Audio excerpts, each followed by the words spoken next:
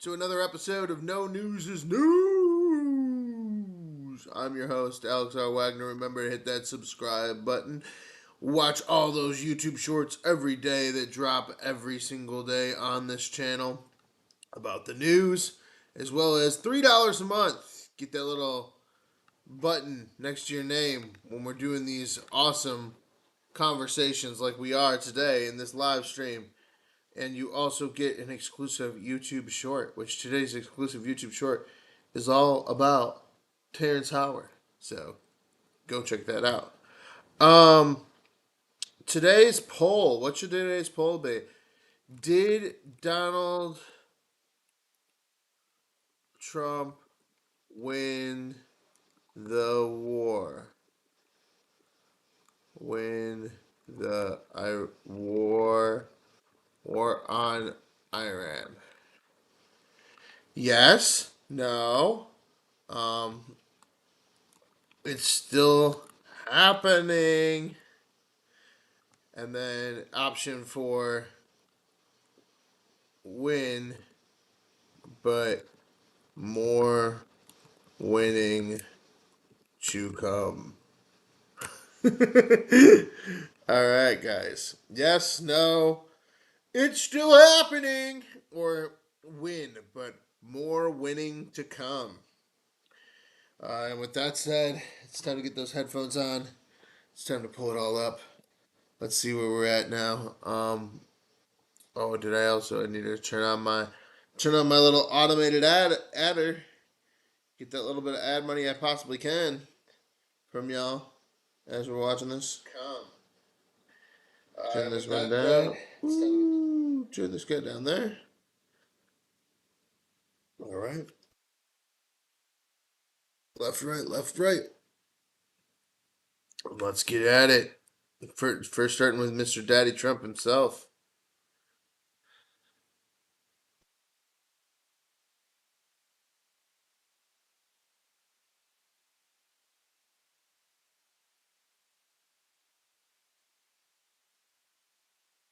All right. You can hear me. And here is Trump. Audio already. Hello, everyone. Thank you very much. Make sure to drop that chat. Let's have a conversation. Big 2 days, I have to say. And we'll be heading back to Washington, D.C. right after this. And I'd like to wish everyone a very good evening. And hello.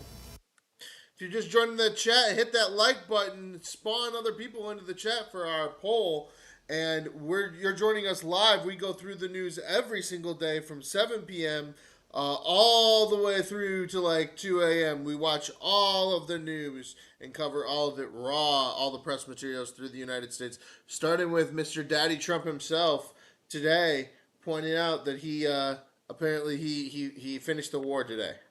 But over the weekend, the United States military and the Israeli Defense Forces continued Operation Epic Fury very successfully.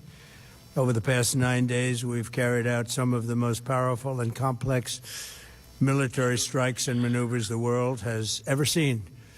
Now, you add that up to all of the... Okay. He literally is saying ending Operation fucking whatever Fury because they're going to put a new operation in effect. But in saying that the operation is done, the crude oil prices get to go down somehow. I mean, apparently that's how this works is the crude oil prices go down if Daddy Trump says operation success. So operation has been success, but we're going to do another one, right? The other thing is Midnight Hammer, getting rid of the nuclear threat from Iran, which was a big moment in history, in my opinion. And the great success we've had in Venezuela and all other places. Every place we've gone, we've had tremendous success. But while we're doing all of these things, we're achieving major strides toward completing our military objective. And some people could say they're pretty well complete. We've wiped every single force in Iran out very completely. Most of Iran's naval power very completely, okay. Sunk. It's on the bottom of the sea. It's almost 50 ships. I was just notified it's 51 ships. I didn't know they had that many. Oh, Got another one. Didn't last very long. And these are Last very fighting long. vessels. They're meant to. Remind you, the war isn't over, actually. I just want to reassure everybody the war is not over, actually, but Donald Trump's Operation Magic Fury or whatever is over right now. Fight, So that part but is they're over. not meant to fight against us. We continue to target Zondon Iran's and drone and missile. Mark Rubio. How's it going? Going pretty well. Going pretty well. You know, at least the crude oil prices dropped when he said this, right? Capabilities. Their drones are way down. Their drone manufacturing's been hit starting today. We know all of the places they manufacture the drones, and they're being hit one after How another. do we feel, people? Their missile drop it in the chat. How do capability you is feel? down to. Also, hit that like button. Hit that like button by double tapping that screen if you're on a mobile device. You spawn other people into the chat for that fucking poll. Don't worry, everything is under control. Exactly. Very much that vibe. Very much that vibe. About 10%, maybe Hitting less. that one. We're also hitting where they make missiles and where they deliver missiles. We've struck over 5,000 targets to date, some of them very major targets, and we've left some of the most important targets for later in case we need to do it. If we hit them, it's going to take many years for them to be rebuilt, having to do with electricity production and many other things. So we're not looking to do that if we don't have to. But they're the kind of things that are very easy to hit, but very devastating if they are hit. We are waiting to see what happens before we hit them. LOL. We could take them all out in one day. Then why don't we just take them out in one day? End speech right now. 2.5 minutes. Speech is done. And now all you got to do is use your anthropic weapon. Let's go. What are we doing? What are we doing here? But it's all resulting in a 90% decline in various things, but in particular, Iranian missile launchers. Kim Jong-un suffering for peace? And Multiply, 83% right? drop in drone launchers, as you know. You gotta start throwing the drone them. launchers Haymakers everywhere. are pretty well shot, but we're at over 90% decline in the Iranian missile launchers, which is very hard to reproduce and very hard to get. And usually what we were able to do through great equipment, a lot of smart people, as soon as they sent a missile up. You're dropping in just now. Make sure you hit that like button. If you double tap that screen, hit that like button. It shows us that you're really in here, and it also spawns more people into the chat for our poll. And make sure that you just fucking drop your chats. Let us know what you think. Let's have a conversation. We are currently watching Donnie D. Trump's speech today. Excuse US 47 makes America greater. I don't know, man. I mean, I'm on his side right now, but we will see if we stay on his side. But you know, the line about the school, that was a little much. I'll say that one. From a launcher, we were able to knock out that launcher within a period of 5 minutes or less, Just accurately, right on the noggin. So now we have low-cost interceptors effectively combating Iranian drones, and our B-2 bombers recently dropped dozens of 2,000-pound bombs to destroy missile launchers all over Iran and buried deep under Iranian soil in many cases. The soil was no match. And we're also annihilating the manufacturing base that the regime uses to build drones and missiles at a rate that nobody thought was possible. We're knocking them out. We know where they all are. We're knocking them out very quickly. We're ahead of our initial timeline by a lot. I would say that we probably would not have thought after a month. But what's the initial timeline? Like, when are we gonna? You're like, by the end of the month, it'll take 60 days. Now you're out here a week afterwards. The stock market's crumbling, and you're like, we won the war, but more war. Month we'd be here. In addition to the fact that we've taken out the leadership twice and maybe 3 times. And we, as you know, we want to be involved. We don't want another president that maybe wouldn't be willing to do what I'm willing to do for the good of the world, for the good of our nation. Let's hope. If it's 2 weeks, I'm on board fully. I'm good. Like that's the thing. It's like I'm gonna support. Like at least 2 weeks out. I'll give him a full 60 days. if I'm still feeling it. The girls' school was a lot, but I'll still give him untethered American support for 2 weeks. But after that, I started thinking about that girls' school, and then I started thinking about is he gonna make the 60-day deadline?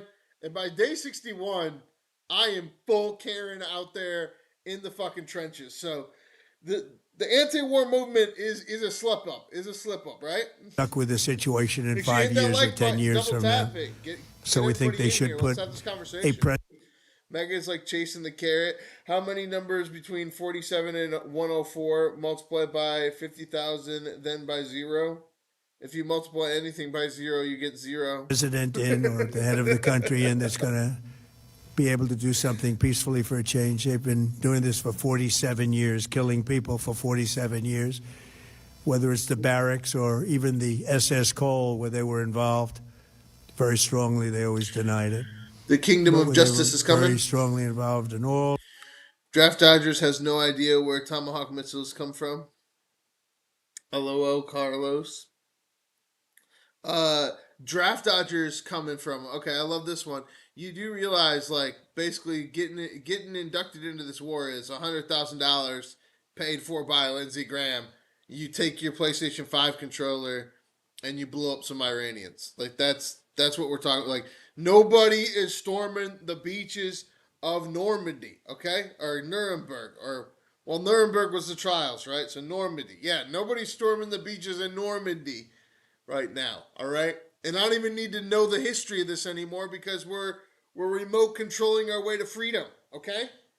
We're anthropicing with AI our way to freedom, all right? Give him a month. Give him a month. That's it. That's all I say. I said give him 2 weeks because of the girls' school. Like that school, the 175 of the school was tough. Give him 2 weeks for that one. Okay? But then, like, I'm going to give him at least 30 days. I'm saying America needs to give him like 60 days.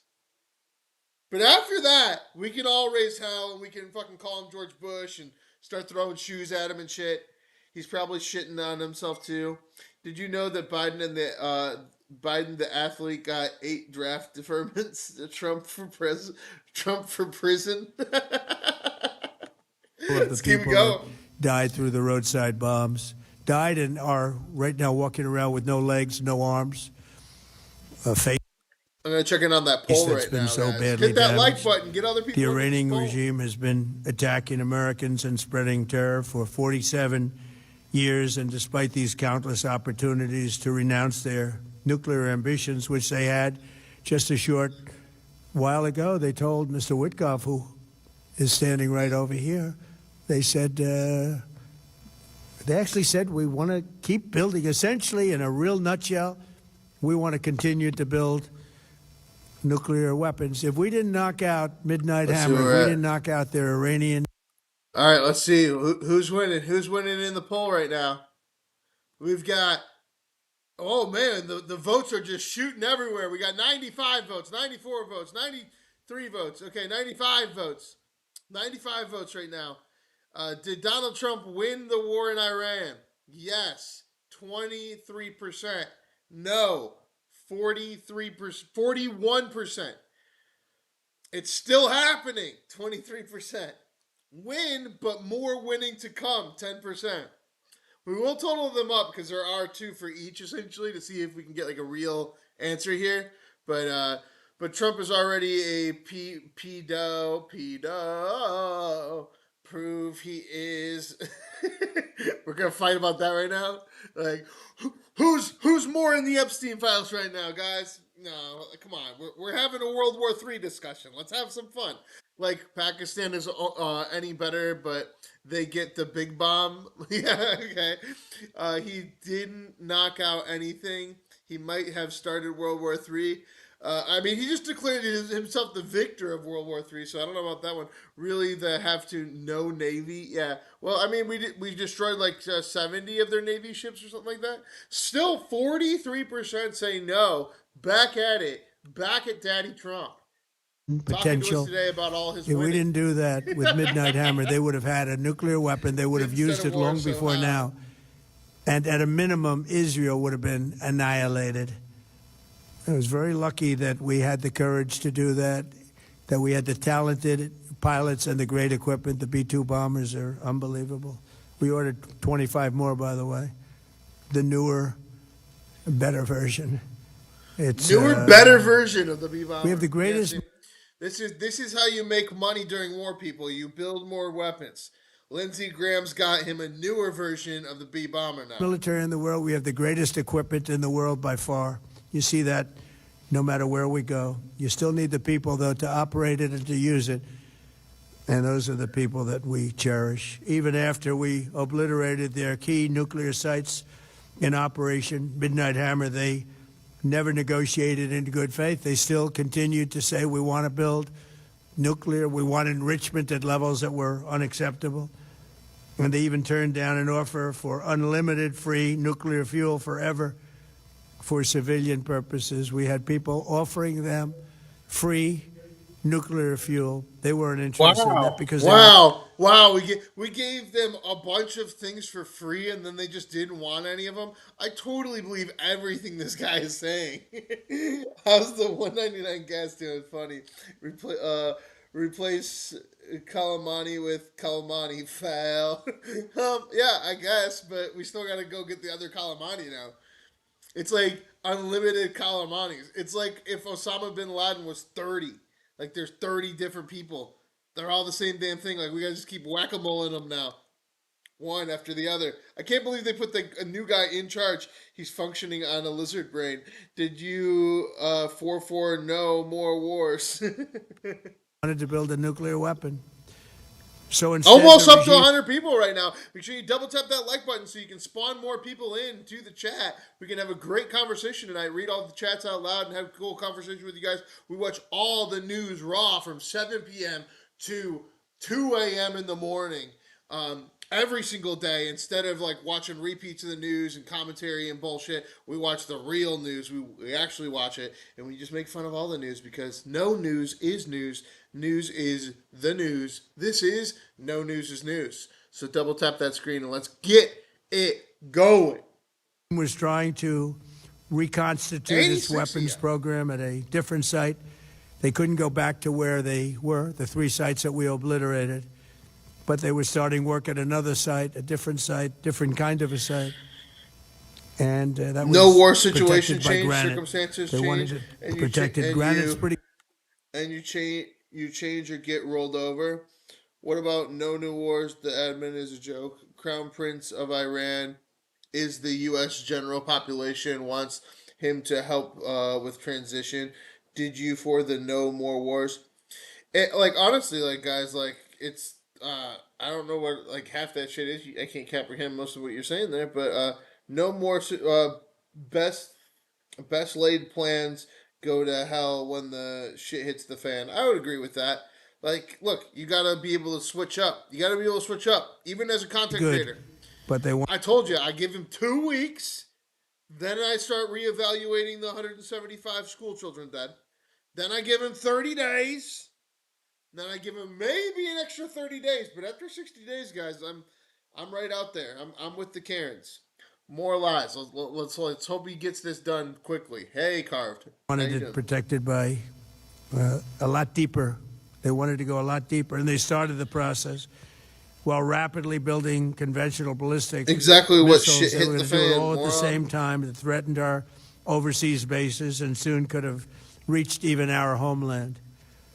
The regime's intention was to use this exponentially growing ballistic missile threat to make it virtually impossible to prevent them from obtaining the corp's best laid plans go to hell when the shit hits the fan.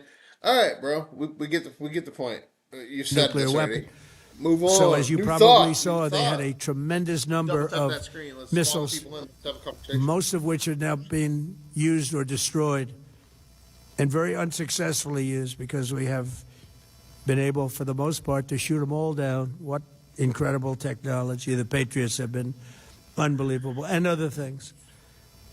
And the laser technology that we have now is incredible. It's coming out pretty soon. Where literally lasers will do the work of, at a lot less cost, do the work of what the Patriots are doing or what other things are doing.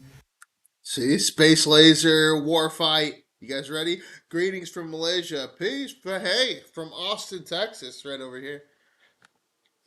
Where y'all from? Drop in. The Tell us where situation you're was from. very quickly approaching Hello, the Malaysia. point of no return, and the United States found it intolerable, in my opinion, based on what Steve and Jared and Pete and others were telling me, Marco, so involved, that I thought that they were going to attack us. I thought they would, if we didn't do this at the time we did it, I think they.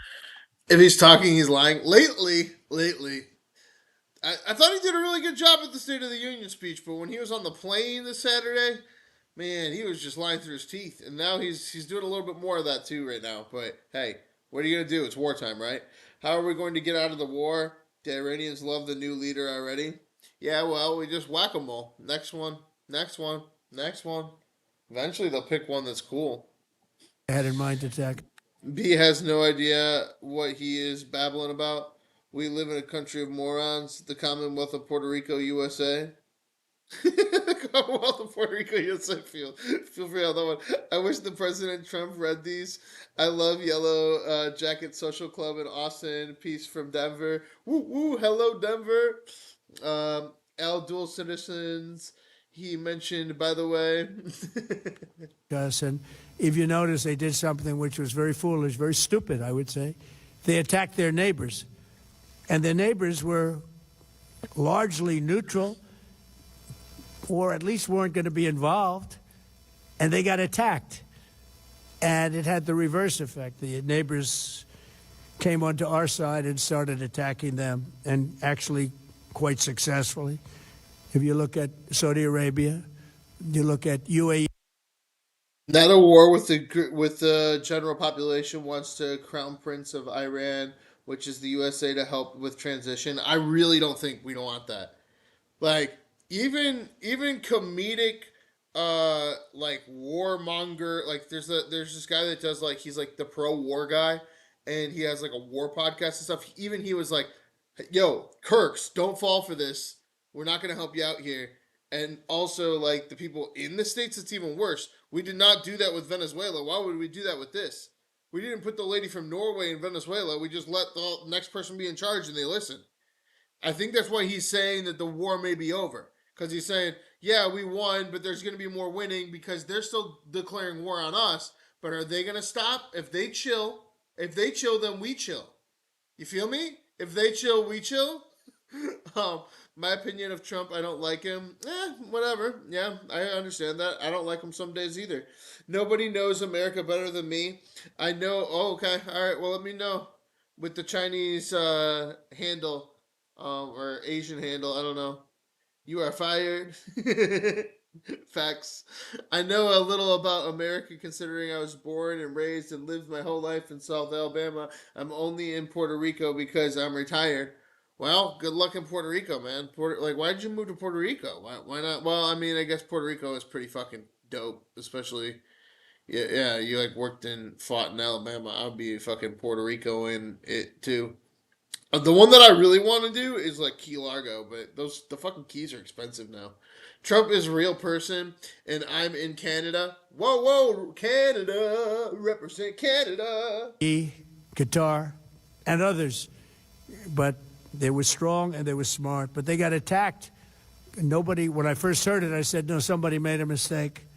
There was no mistake. UAE had over 1,000 missiles shot at it, knocked them almost all down. On the very first day I came down the escalator in 2015, I said, quote, I will stop Iran from getting nuclear weapons. And all I'm doing is keeping my promise. Think of that. That was in 2015. I said it. It was a threat then and a much bigger threat now, but no longer a threat. Not for. I mean, if you want to, you can go back to like 1992, and you got Netanyahu and Congress saying the same thing. But I mean, that doesn't really prove much, does it? Puerto Rico, he is still in the United States. Yep, absolutely. Why are you ignoring my comment? I didn't ignore your comment. You know it's true. What was your comment? Let me see what your comment was. Did it ban it before I even got it? Bro, you never had hit enter on your comment. Oh, or it hit it?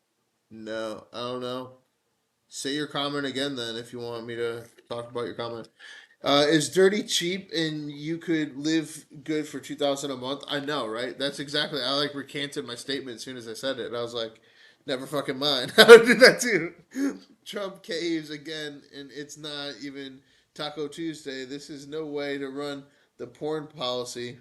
I mean, look, man, he's trying here. He's trying to say he won but lost, but won but lost, but well, we didn't lose. There's more winning on the way. Get ready, guys. He's gonna say we basically won, but more victory on the way. He's gonna say it. So if we want to check in on our poll real quick, our poll is saying no, no, he didn't. He didn't win the war. But Donald Trump himself is saying there is more winning to come. That we already won and there's more winning to come. Are you saying that you, the public, the chat, you disagree with the President of the United States of America? How dare you? 216 votes. And almost 50% of you just straight up no. Just straight up no. Disgusting. Disgusting. It's better than the nukes trying, lol. For a long time, anyway. He's We want to keep it that way as we continue Operation trying. Epic Fury. We're also Everyone feels the great peaceful mega utopia. I have enough winning. focused the on mega keeping utopia, I feel you. energy and oil flowing It to just the started. world, How can we be and I will one not allow a lesser? terrorist. Because he's saying he already did it. He already did it. It's fast. He already won. And then they're like, "Well, are you gonna keep shooting people?" And he's like, "Yeah, yeah. Fuck Trump and you too. All right. Well, good luck to you. Thanks for dropping in. Bye." Regime to hold the world hostage and attempt to stop the globe's oil supply, and if Iran does anything to do that, they'll get hit at a much, much harder level. I will take out those targets that were easy and that I mentioned just before. We'll take them out so quickly, they'll never be able to recover, ever, if they want to play that game. Yeah, that's what I mean. Like, what he's basically saying is, pause. You guys still want to play? You still want to play? You still want to play with US? You still want to play with me? Or are we done? Do we need to turn you into American real estate or not? Your choice. Your choice. Pause. Your choice. They better not play that game. In the long run, He's oil in the supplies will. He's in the files. Yes, continue. He was on the island. I don't think that he ever was on the island, to be honest. Beast president ever. Fuck Trump and you. We came, we saw, we kicked some ass. Welcome back, Michael. Woo woo. Be dramatically more secure without the threat of Iranian ships, drones, missiles, nuclear menace. I don't know. Guilty of real estate crimes? Okay, bro. Or anything. So the Strait of Hormuz is going to remain safe. We have a lot of Navy ships there. We have the I really believe him since he can't pronounce it. best equipment in the world, inspecting for mines. Again, most of their ships are down at the bottom of the sea, but we will. 34 counts guilty, by the way. 34 counts guilty of real estate fraud. Okay, I don't care. America has lost the respect of Australian ally. You are beyond repair. Oh, well, I'm so sorry, Australia. Why don't you go arrest some people for public intolerance again?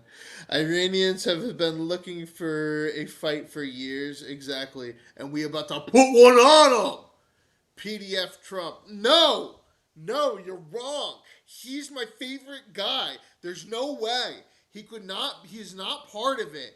He's no part of it. Stop it. He's not even in the Epstein files once. You guys are lying. That's fake. It's fake chat. Like that's ChatGPT. ChatGPT did that. There is no Trump in the Epstein files. You guys are lying. See how easily he lies? Exactly. It's very easy if you just look at the camera and you just say, I wasn't in the Epstein files. We will hit them so hard that it will not be possible for them or anybody else helping them to ever recover that section of the world if they do anything. In recent years, What is he talking about? What am I talking about? What is anyone talking about? We need to be talking about Kim Jong Un suffering for peace. That is why it's the pinned comment. It's the most important thing of the night. Immortal was correct in making this comment. He's a pedo. His name has repair 1 million times. Let's see what this one is. You illustrate dumb. You illiterate dumbass. Yeah, thank you. Welcome. Why are you taking the piss? Because I love piss. It's yummy.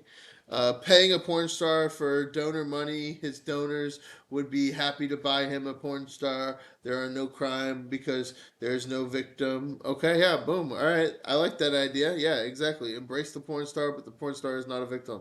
Moron. You follow him blindly with all the crimes like he's your messiah. Yes, yes. Donald Trump is my messiah. That's why I reference to him as the current version of Muhammad, because like Jesus would be the no cash bail system, like forgiveness, and you just get to go out for no reason. And then here comes Daddy Trump. Here comes the fucking messiah. Here comes Muhammad, and he's gonna put a fucking whooping ass on your ass, ain't he? Isn't that ironic? Isn't that ironic? You are one of the America's most intelligent. Exactly. Exactly. Exactly. See, people don't understand, but I'm a fucking genius. The regime and its terror proxies have launched attacks on hundreds of P Global Economy. I just put out a short about that. You should go and watch that one. Actually, I think I only dropped it on my Instagram because it had music on it. But you should go follow me on Instagram if you want to see that one. Real Alex Wagner, I think is what it is on Instagram. Bye. Whoop that ass, Trump. Double tap that like button. Hit the subscribe button. Get the YouTube shorts, the awesome YouTube shorts thrown into your algorithm. $3 a month. Become a member. Get a little cool logo next to your name that changes every single month in the chat. As well as exclusive YouTube shorts every single day of the week. And today's YouTube exclusive short was Terrence Howard talking about when he had sex for the first time when he was 4 years old. It's a pretty crazy story. Sarcasm, you moron. No, your sarcasm will not be allowed. You annex your sarcasm. commercial Sorry. vessels. Bye. We're Yeah, putting exactly. an end to all of Bye and sarcasm. No, I'm not doing it. I'm going to continue right where it is, which is you are the most intelligent person on the. Yes, I know I am. You're not going to be able to recant that. Sorry. You let it slip out. That's your fault. That's your fault.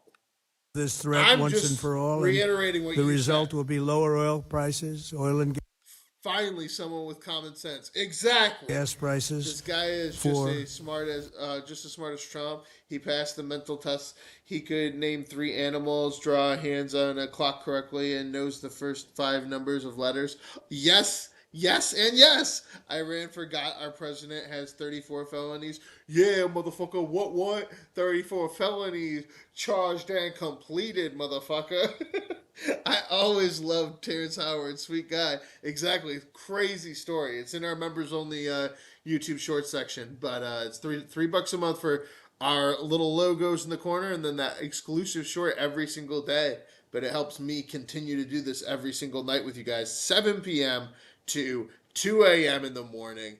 Every night, all the news, raw, unfiltered, back to Daddy Trump.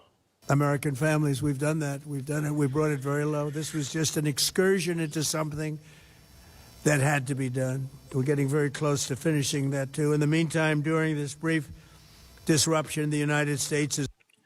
Don't spam. Don't spam. We're going to put you in timeout right now.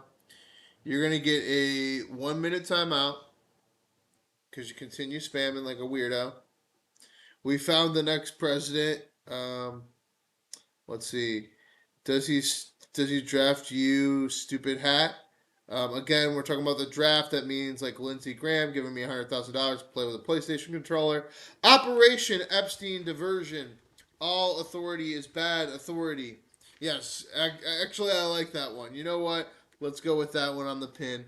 I'll let you off easy, Mike O'Brien. I understood you're being a offering smart political ass. risk I insurance embraced to it. any tankers up. All authority is bad authority. operating in the Gulf. So we're putting up risk insurance. We'll Gotcha. perhaps Gotcha. go alongside of them for protection. We don't think it'll be necessary if it is. And if they do anything, the price will be incalculable. It will be so great that they will have wished they never did it. Clintons don't want those files out, that's for sure. Absolutely. Because you have to keep the straits flowing. With Keep all the of that, streets it affects flowing. other countries much more than it does the United States. It doesn't really affect us. We have so much oil. We have tremendous oil and gas, much more than we need. We have Venezuela now as our new partner, great partner. See what I mean? Cut to me 3 months from now, we're talking about Cuba, and he's talking about how Iran is a great partner.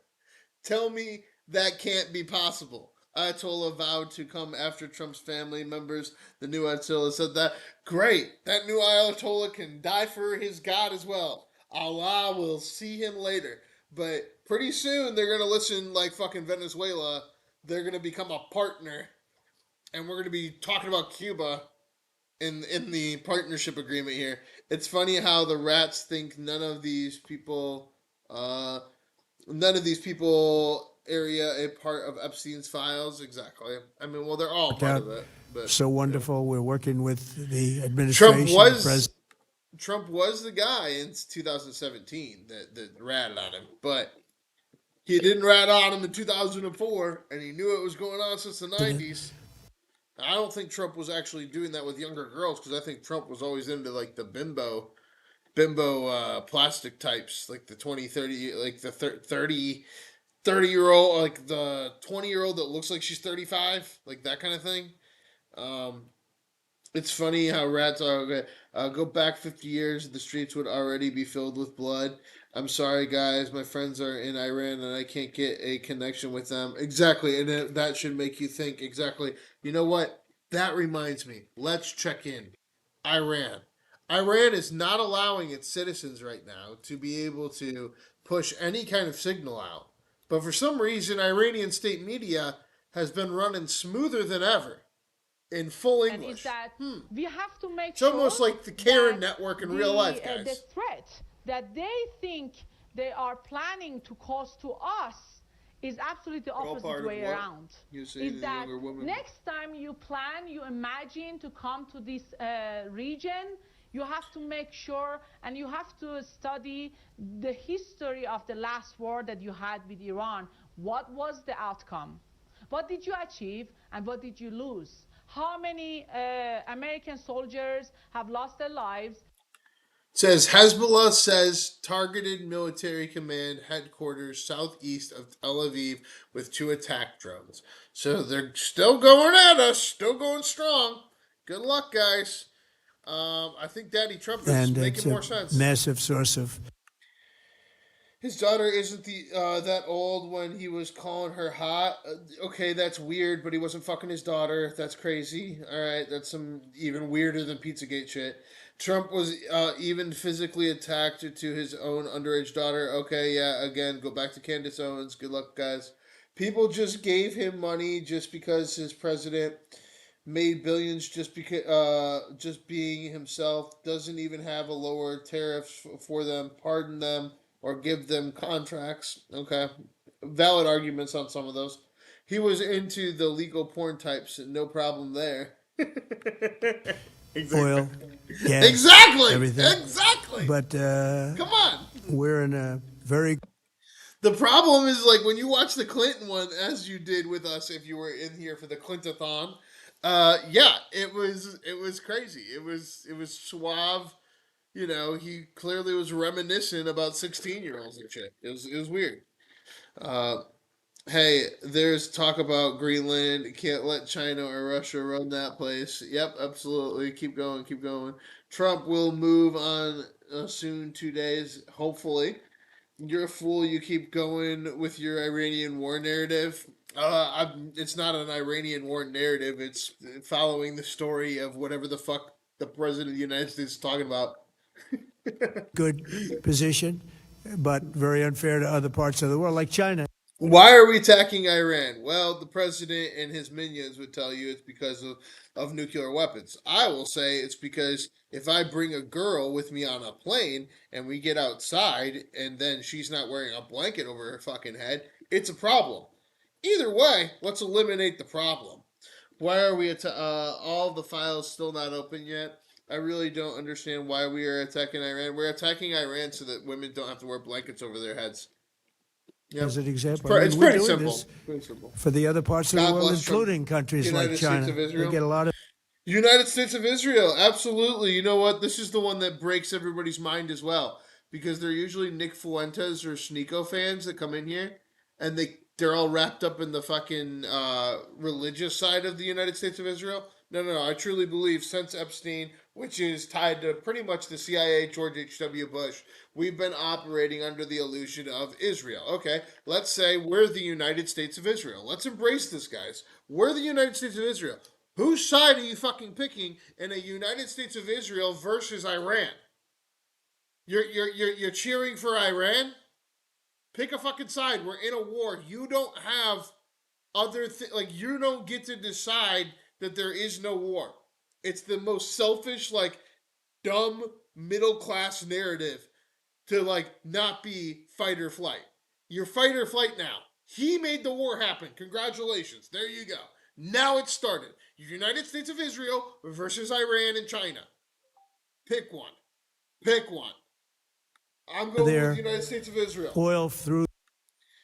Let Christine Noem run Greenland? Absolutely. I don't think we'll be done with Iran until it reverts back to Persia and Islam isn't the big dog over there anymore. LOL. They looked so happy before 1979 looked normal over there. Yeah, go watch Argo. Argo is a great movie for that.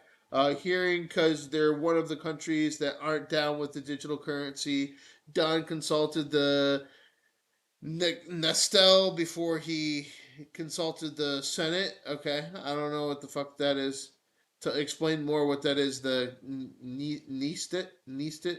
I am from Israel. I say opinion welcome from Israel. Hopefully, are you from Israel? Where you at right now, bro? Hopefully you're not in Israel right now, bro. I say option one and only make one, I support Iran. How long can Trump stay in power with him being removed and not well mentioned? I don't get why Ayatollah blame not going after Israel, but say blaming Trump for it. I'm not really sure what that is, but like we're not defending Ayatollahs here. Evil is evil, lesser, greater, admitting makes no difference. The degree is arbitrary. Nesto is the cabinet of Israel. Oh, of course. Okay. Well, yeah. Again, like pinned comment right here, you guys. Like we are the United States of Israel. Now pick a side. Now pick a side. Iran and China or United States of Israel? I pick United States of Israel. Can you play the Bomb Iran song? Bomb, bomb, bomb, bomb, bomb, Iran. Bomb, bomb, bomb, bomb, bomb, Iran. The straits. So we're doing this. We have a very good relationship with President Xi in China. I'm going there in a short period of time.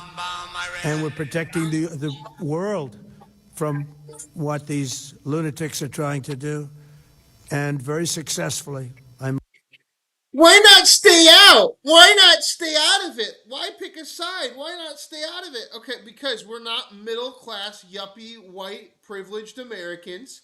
We didn't have a mommy and daddy growing up. We didn't have a second fridge.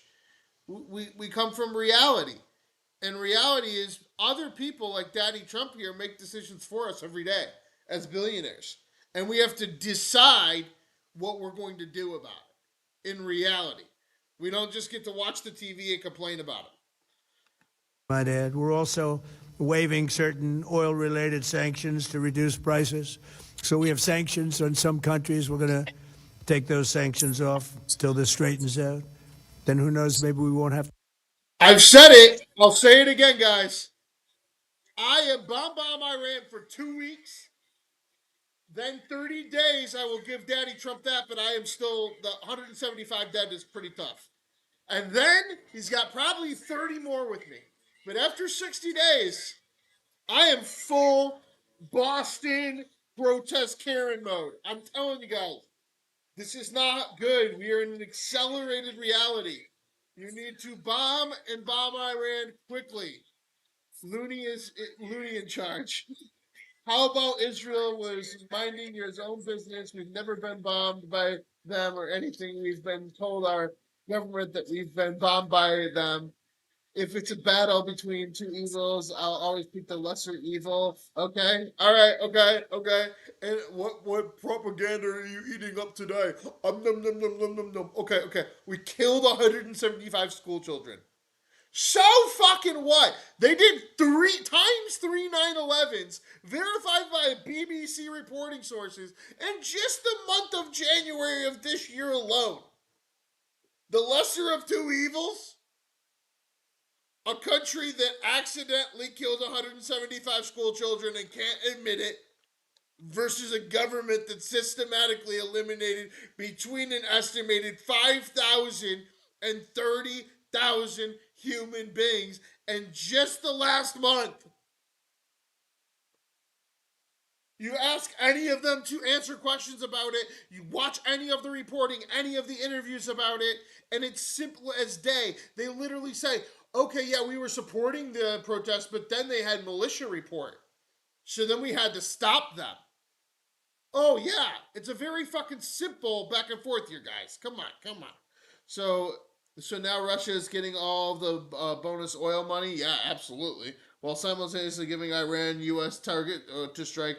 Vlad is loving it. Okay, I guess. We'll see. If Carter had any balls, we would have been here by now. Absolutely. Watch Argo. Dancing Israelis after 9/11. Never will be able to explain that one. That one's like Bohemian Grove. It's a little tough. Or the beef jerky. The beef jerky's the toughest one. Let the song now please. All right. War is over. Oh wait, we didn't finish. War is over. The rumors are the U.S. is losing, and that's pretty funny. Okay, the rumors are wrong. I don't know what rumor you're reading. We'll crack that place. NIGGEO.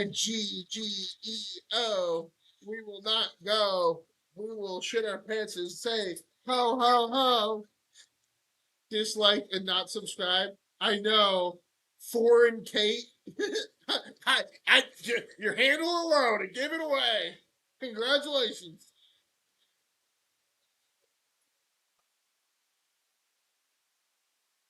U.S. is losing, dumbass. Okay. It's not the U.S., it's the United States of Israel, and we're winning. I don't know what you've been saying. Hello. You ever think about getting away from the microphone and taking a shower? No, absolutely never. No, I feel good about it. Fuck both governments. Absolutely. Let's blow them both up, right? To put them on, there'll be so much Let them eat cake. Let us eat cake. We revolt. peace. But when Okay, also the Iranian government was like literally in Sweden just having like a cozy ass time at dinner, by the way. If you don't want that proof, go check that out yesterday when we were watching it live. Put your camera down by your pants. I bet you got a hard on for Trump. Absolutely. Actually, I am busy deep throating his bootlicker. Like people say I'm a bootlicker, so like I've been deep throating the boot. I've been doing that. I've been doing that a lot lately. Especially since the State of the Union, I've been doing a lot of deep throating of the boot. I'm too zooted to be offended. Exactly. Hillary, I feel you, Immortal. I feel you. That is vibes. Hillary Duff or Duff Beer. That could be our second poll of the evening at 10 p.m. The war starts 47 years ago, and it just being fought now. I bet you'd like to see it, Steve. Let's see here. Where are we at? 48% of us still with 401, 407, 420, 413 votes in. Oh my God, that was crazy. 414 votes in. 48% still saying no. No! He did not win the war in Iran. He lost it. That's what they're implying, because these people are, it's still happening. It's still happening. And these people are like, I love Donald Trump, and we're going to win, and we're going to win some more. And then these people are like, yes, but today? Laugh my I bet you laugh my ass off, Michael. You really believe that? Sign up for the army infiltrate. Okay, I'll get my fucking PlayStation controller, and Lindsey Graham will give me my $100,000. Thank you very much. Is generally when you blow your load, the fantasy's over. I've always kept an open mind about it all, and I've seen and witnessed Gaddafi get murdered. I see. Yeah, that was weird. They when they sodomized him, that was a little. Hillary Clinton went a little. Hillary Clinton, she did a little much. She was a little much. Sodomizing. Come on, a little much. When the time comes, the U.S. Navy. I think I hear your mom in the background telling you it's time to come to the basement. No, this is all just one room. I can only afford one room in Texas. I do live by myself, but I live in one room. Pro-Trump regarding Iran. LOL, Steve. We didn't lose, but we didn't win 100% yet. It's just ongoing.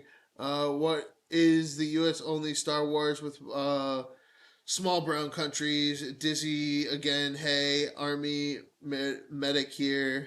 What's up, Army medic? Oh, that you've been here, Michael. War started 73 years ago by the U.S. British led coup in 53. I don't let you guys settle that one there. And his blood is blah blah blah blah blah blah blah. I don't really care. And take a man, and I don't know what take a man means, but here we go. And his partners will escort back to Danny through Trump the strait if needed. I hope it's not going to be needed, but if it's needed, we'll escort them right through. And we have the greatest minesweeping ability. We have the greatest ships and all of the. We know exactly where they're placed. We'll get them out of there very fast. But we hope we don't have any of that. And again, if they do that, if they play that game, we're going to hit them at a level that they have not seen before. So we're winning very decisively. We're way ahead of schedule. Our military is the greatest in the world, with the greatest equipment and the greatest people in the world. Nobody's ever seen anything like it. Iran's a very powerful country. They were going to take over the Middle East. If we did not hit them, they were going to take over the Middle East. They had thousands. Welcome to the United States of Israel. Now we can all fucking tour the fucking Iraqi fucking playground. President Trump was repeatedly and said Senate Minority Leader Chuck Schumer of being a proud member of Hamas. I don't know. I think they're all Hamas. They're all farting for Hamas. Thousands and thousands. And they're all farting for Israel. They're farting for each other. In my honest opinion, people need to drop party loyalty, vote independent. Absolutely. Absolutely. Washington warned against political parties in the farewell address. Absolutely. President Trump has repeatedly and said Senate Minority Leader Chuck. Nope, you spamming now. One minute time out, buddy. Don't spam the chat. I read everything out loud. We don't need to spam the chat. Comedy is DJT begging Zelensky for aid after cutting their aid. Wait, begging Zelensky for aid. What aid is that? Is the oil? Is that the narrative? Is that like you're saying like that because we are using their energy reserves or some shit? What? That like doesn't make any sense. Zelensky's probably excited right now because he's like, maybe after this they'll give me some fucking money to fight Russia. Our next president needs to be somebody that isn't even talking about or associated with any party, and actually needs to be somebody that everybody hates, that isn't any party and should be feared by everyone. What's the speed rail and American infrastructure build up? Nope. Ukraine are the top counter drone experts on the planet. Okay, but where are those drones being manufactured? They're not being manufactured in Ukraine. They had thousands and thousands of missiles. Are they? Everything. Please, by all means, re-inform me if they are. But I don't think that they're manufacturing or building drones in Ukraine. I think we're giving them those drones. Most are now destroyed, but they were going to take over the Middle East. Those weapons were aimed at Middle Eastern countries that had nothing to do with this. They were going to take over the Middle East, and they were going to try and destroy Israel.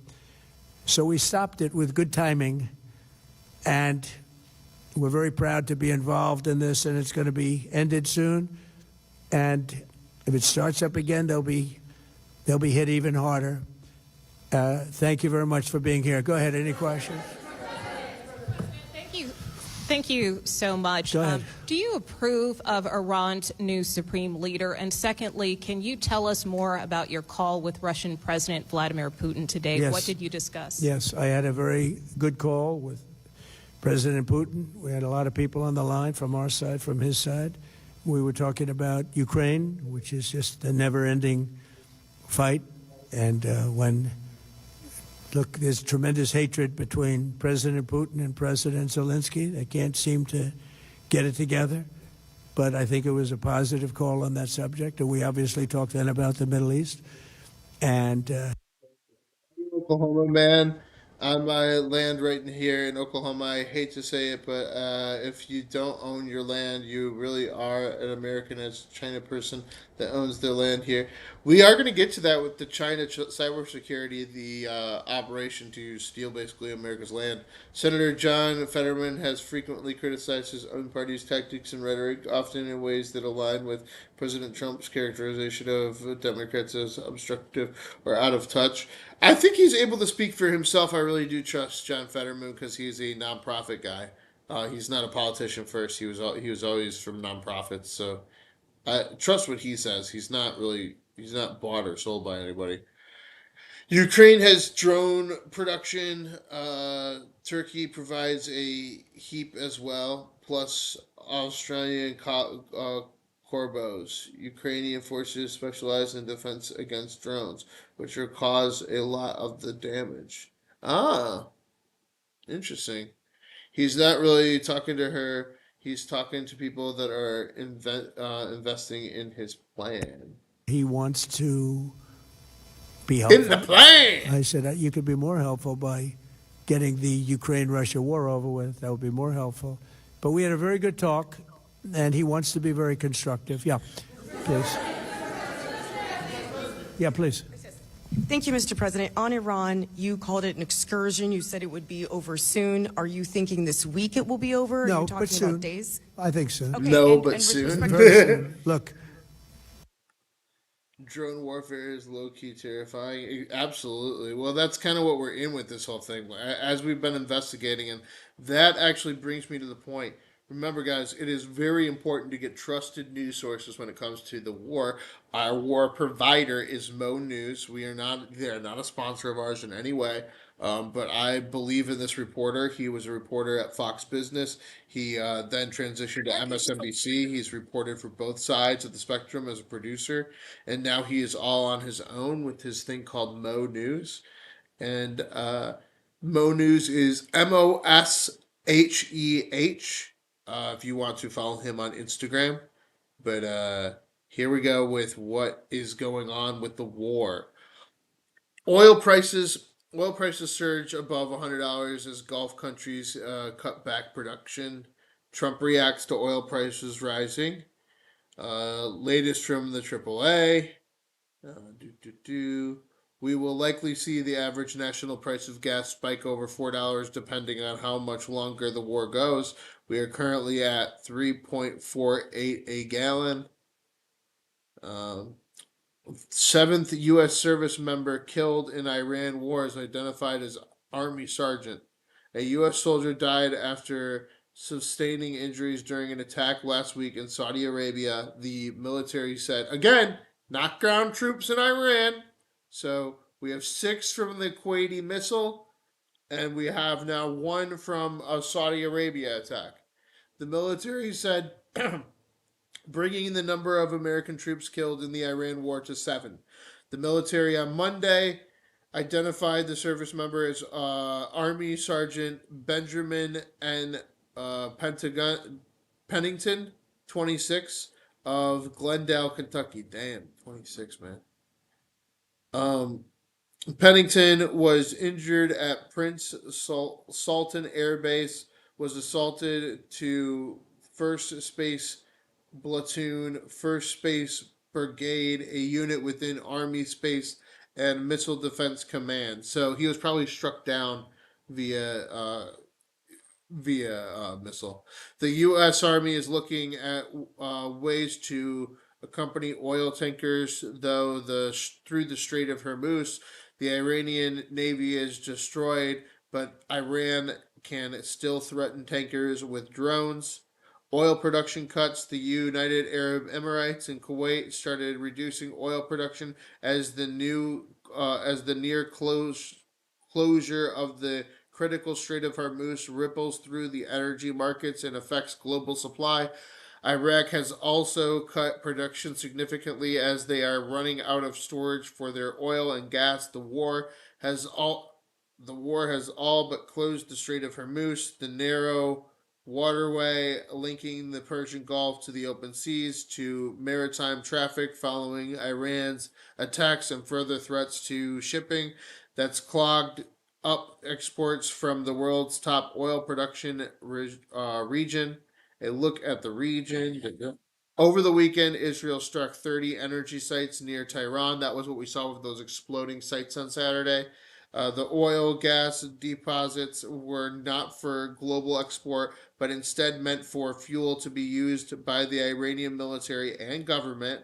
But it has set off further concern for the market as well as a major environmental and health concerns. Yeah, it's more about the health concerns and environmental hazards on that one.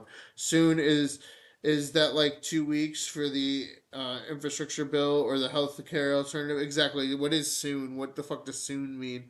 They also killed the urge to want to be a journalist and go over to the document people in Ground Zero in any war. Absolutely.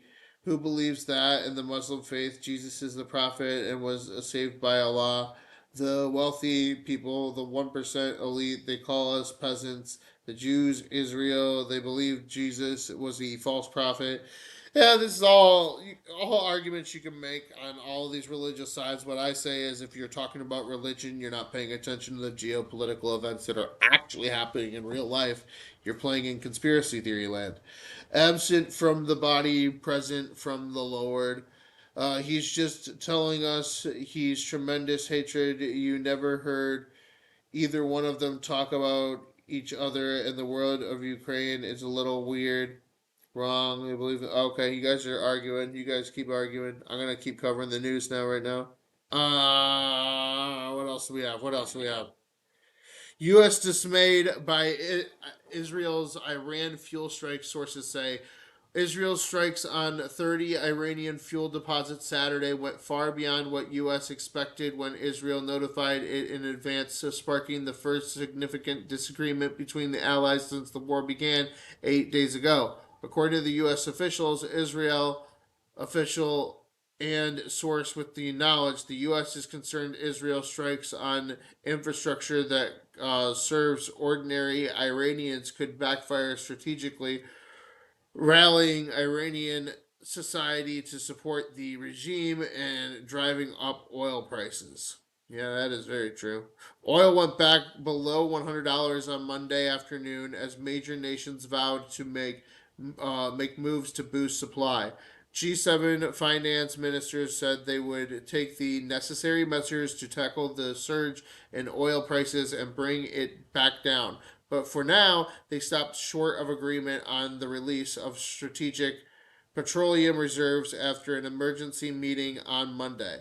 In a joint statement, ministers said they wanted to address the impact of the Iran war, adding that they stay ready to take necessary measures, including to support global supply of energy, such as stockpile release. State Department orders Americans to leave Saudi Arabia. American employees of the U.S. diplomatic mission in Saudi Arabia have been told to leave the country under mandatory departure orders issued by the State Department, according to current and former U.S. officials. The move by the State Department means American officials are aware of growing risks in the region. It is the first time the agency has approved or issued what is called an order to departure in Saudi Arabia since the U.S.-Israel war on Iran began on February 28th. In recent days, non-essential U.S. government employees and family members at diplomatic posts in the country had been told that they could volunteer to leave, but there have been now no mandatory departure orders until today. It also appears Putin will also be able to sell some of his oil again to India without sanctions. Lindsey Graham is a key Trump ally. He is on Fox Sunday teasing that bringing down the communist regime in Cuba is the next on the agenda. Trump on Saturday gathered a number of Latin American leaders. He vowed to take care of Cuba. Attempted attack with explosives in New York City investigated as ISIS-inspired terrorism. NYPD Commissioner Jessica Tisch said on Monday that an attempted bomb attacking during the protest on Saturday outside Mayor Zohran Mamdani's official residence is being investigated by the NYPD and the FBI as the acts of ISIS-inspired terrorism. As a press conference, Commissioner Tisch identified the suspects who both are in custody, 18 and 19, both from Pennsylvania. Okay, we'll get more into that later because there's some good stuff on that. But we'll get to that later. A tale of two reactions to the new supreme leader in Iran. There are people that are chanting from their balconies against the supreme leader on Sunday, but then there are people found in the streets supporting the leader on Sunday.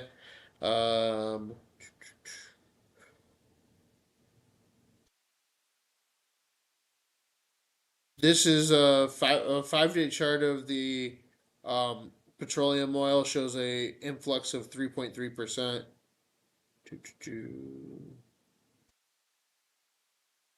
Trump on the new supreme leader. President Trump on Iran's new supreme leader.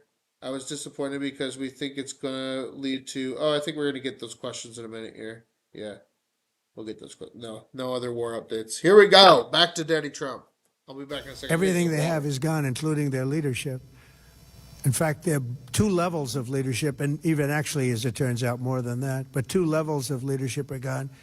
Most people have never even heard about the leaders that they're talking about. So it's obviously been very, very powerful, very effective. To Cuba, you said that Cuba wants to make a deal. Yes. What would the United States get in return for that, and why should Americans trust Marco Rubio to negotiate it? Well, Marco Rubio is doing a great job. I think he's going to go down as the greatest Secretary of State in history. Look at what we've done as a presidency. Look at what we've done as an administration. They trust Marco, and so do the American people trust. He's been successful no matter where he's been. He also speaks the language, which is always nice and always helpful. But he's dealing, and it may be a friendly takeover. It may not be a friendly takeover. It wouldn't matter because they're down to, as they say, fumes. They have no energy. They have no money. They're in deep trouble on a humanitarian basis. And we don't want to see that, but they were very, very bad to a lot of people, as you know, and a lot of people living the Cuban-American vote, which I got at record levels. Very important. Those people are very important to me. I know what they went through. They went through hell. Some of them have gone on to be some of the most successful people in the country. Cuban-American business people, some of them are like the most successful in the country. And a lot of them are friends of mine because I've been fighting this battle with them for a long time. The Castro regime was brutal, but they lived off Venezuela. Now they don't live off Venezuela. Sends them no energy, no fuel, no oil, no money, no nothing. They lived without Venezuela. They couldn't have made it. And we cut them off from everything else. So, yeah, they're going to make either a deal or we'll do it just as easy anyway. Yeah. Please. There's footage that show that an American missile strike and a Tomahawk missile likely destroyed that Iranian girls' school. So will the U.S. accept any responsibility? Well, I for haven't that strike? seen it, and I will say that the Tomahawk, which is one of the most powerful weapons around, is used by, is sold and used by other countries, you know that. And whether it's Iran, who also has some Tomahawks, I wish they had more, but Keep America great. No one is in as much trouble as who. Um, Thank you guys for watching. Make sure you hit that subscribe button. You get those YouTube shorts every single day. If you want those YouTube member shorts every single day, one YouTube member short every single day, including a Terrence Howard clip today. $3 a month, plus you get a little logo that changes every month that you stay a member that is next to your name in the chat so that we know you're part of the community supporting us. Appreciate y'all. We are currently watching Daddy Trump. Double tap that like button as well. Make sure that is something you can do no matter what. That sends more people in to spawn into our poll of the night, which is, this poll is a plant load of Democrats. You know you're full of shit. Okay, what is this? What is going on here? 50%. Holy shit, guys. 530, 532, 532.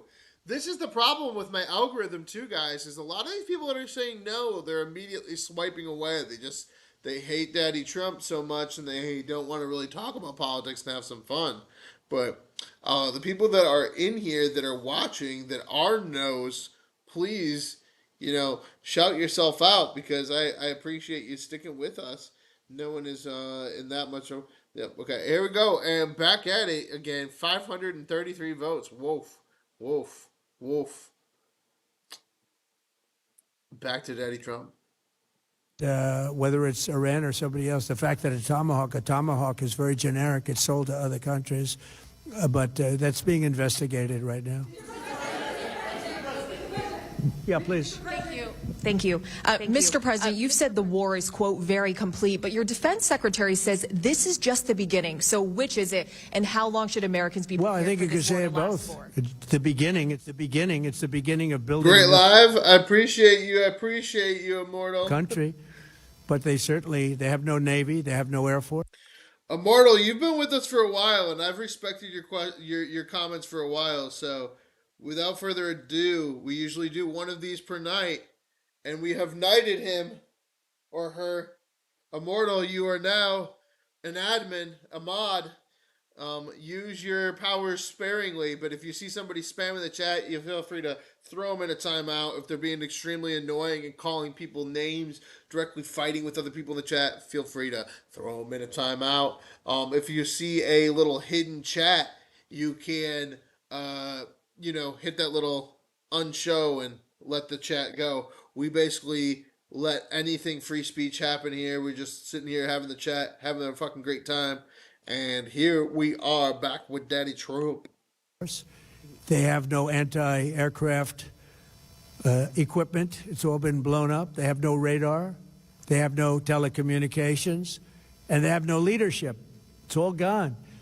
So, you could look at that statement. We could call it a tremendous success right now as we leave here. I could call it, or we could go further, and we're going to go further.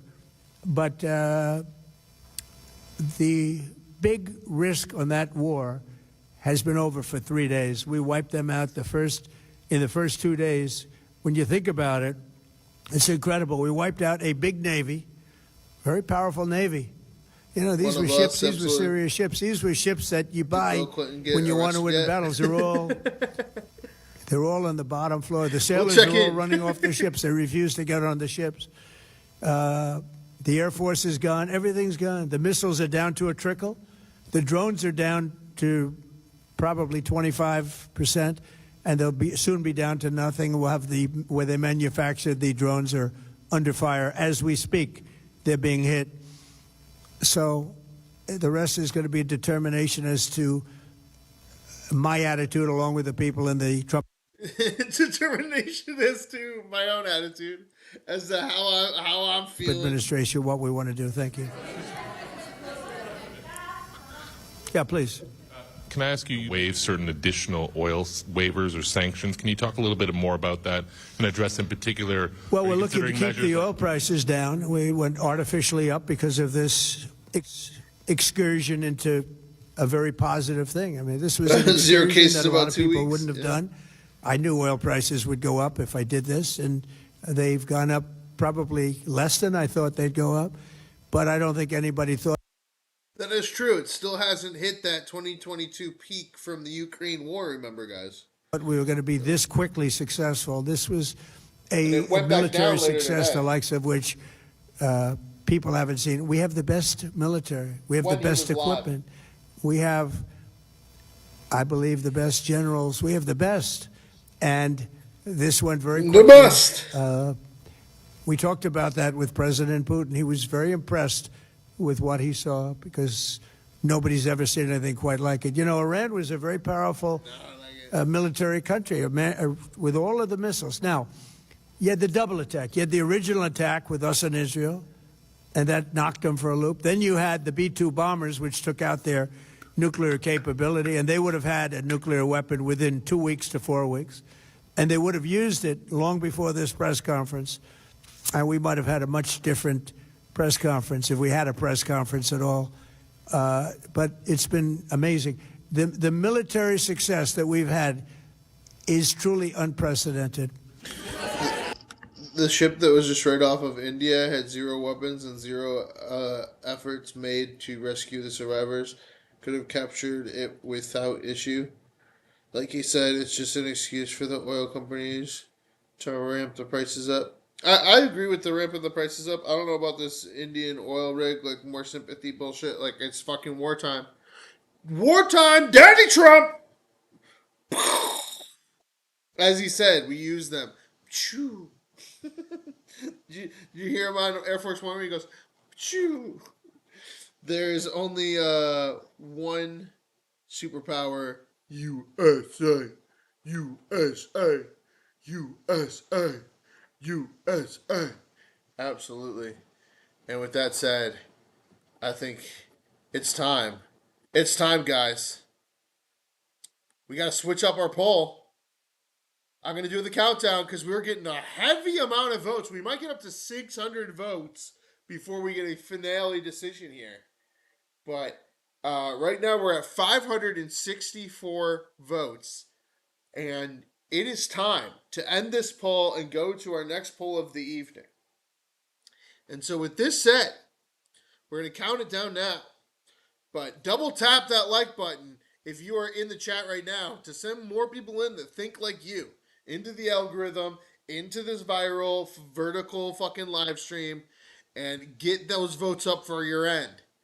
Because it's not looking good. It's 50% no right now. All right? 10, 9, 8, 7, 6, 5, 4, 3, 2, 1. I'm going to hold off for like 5 seconds in case there's somebody else. And done. Ending the poll. Look at the results. Did Donald Trump win the war in Iran? No. He has not won the war in Iran. I just pooped. It was nice. There is only one. It's still happening. 22%. 21% believe Donald Trump has won victory, claimed victory. And 7% believe he is winning, but there is more winning on the horizon. Now time for our next poll. Who will become next president? Neither of those guys will be president. Marco Rubio, JD Vance. I'm gonna make this one hard on you guys. Gavin Newsom. And I believe the fourth in the poll. Let's just double check. I'm trying to do this fairly. So I got to check my Kelce odds. Because whoever has the top Kelce odds, those are the ones that get in. I'm pretty sure it's AOC, but we'll see. 20% of a global oil production is more than a valid justification to raise prices. Neither of those guys will be president. Double tap if you think this guy should get a job. Double tap if you think I should get a job. Absolutely. Please, I would love a job. Fucking give me a job. JD Vance meme is more popular than he is. Trump number one. Okay. JD Vance is more popular than he is. Trump number one. Neither of these guys will be president. Okay. All right. So the fourth one, the fourth person is, because who will be next? Yeah, I gotta word it correctly. Next president of United 2028 election winner. Okay, there you go. Yes, number 4 is AOC. So we have Rubio, JD Vance, Marco. So right now it is AOC's got 6% Kelchi odds, Marco's got 15, Gavi's got 18, and J-Dog got the 21.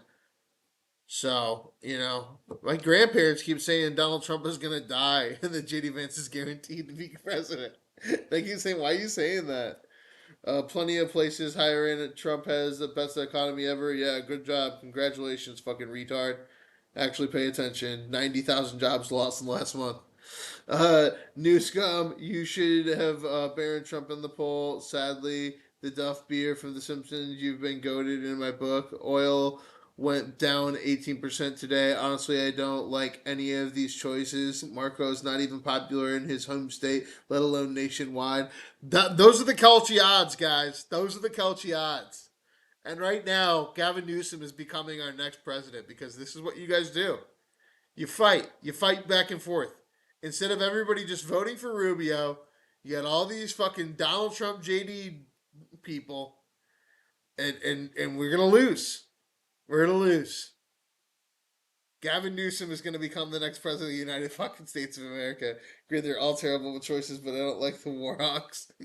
Okay, all right. Gavin Newsom, here we go. Gavin Newsom's not a Warhawk. Gavin Newsom only tanked his economy.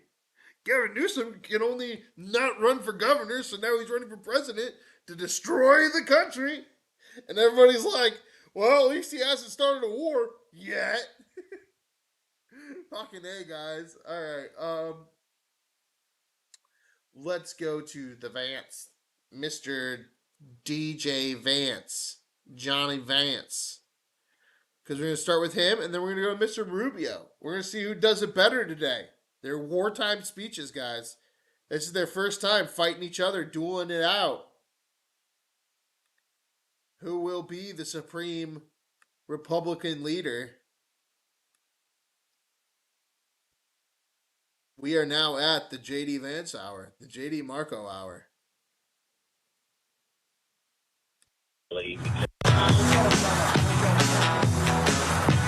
Oh, daddy! At a fire station! At a fire station! Even Fuentes and the Looks Maxers are endorsing Newsom because he mogs, lol. Alright, well, if you want to be a fag, you can be a fag. I'm not going to ever endorse somebody that literally tanked the entire economy of their state over a best-selling author and a man who's solving all of the world's policy problems under the ruse of Donald Trump. Come on, guys. I just don't like Donald Trump. I don't like him so much, I'll put Gavin Newsom in the White House. Gavin Newsom will not make it. I'm telling you guys, there are enough people that hate Donald Trump that they will not vote for either one of the completely rational candidates. And instead will be, they all started a war together. Fucking Gavin Newsom, let's tank an economy. Let's make it all about transgenders. Thank you all. All right. Thank you so much.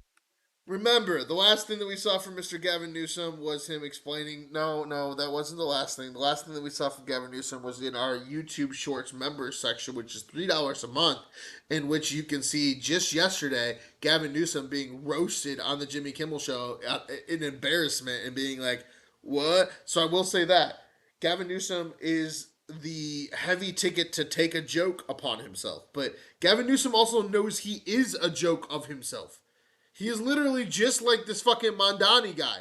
He's just like a face. He's like, I'm a face and I'm here, guys.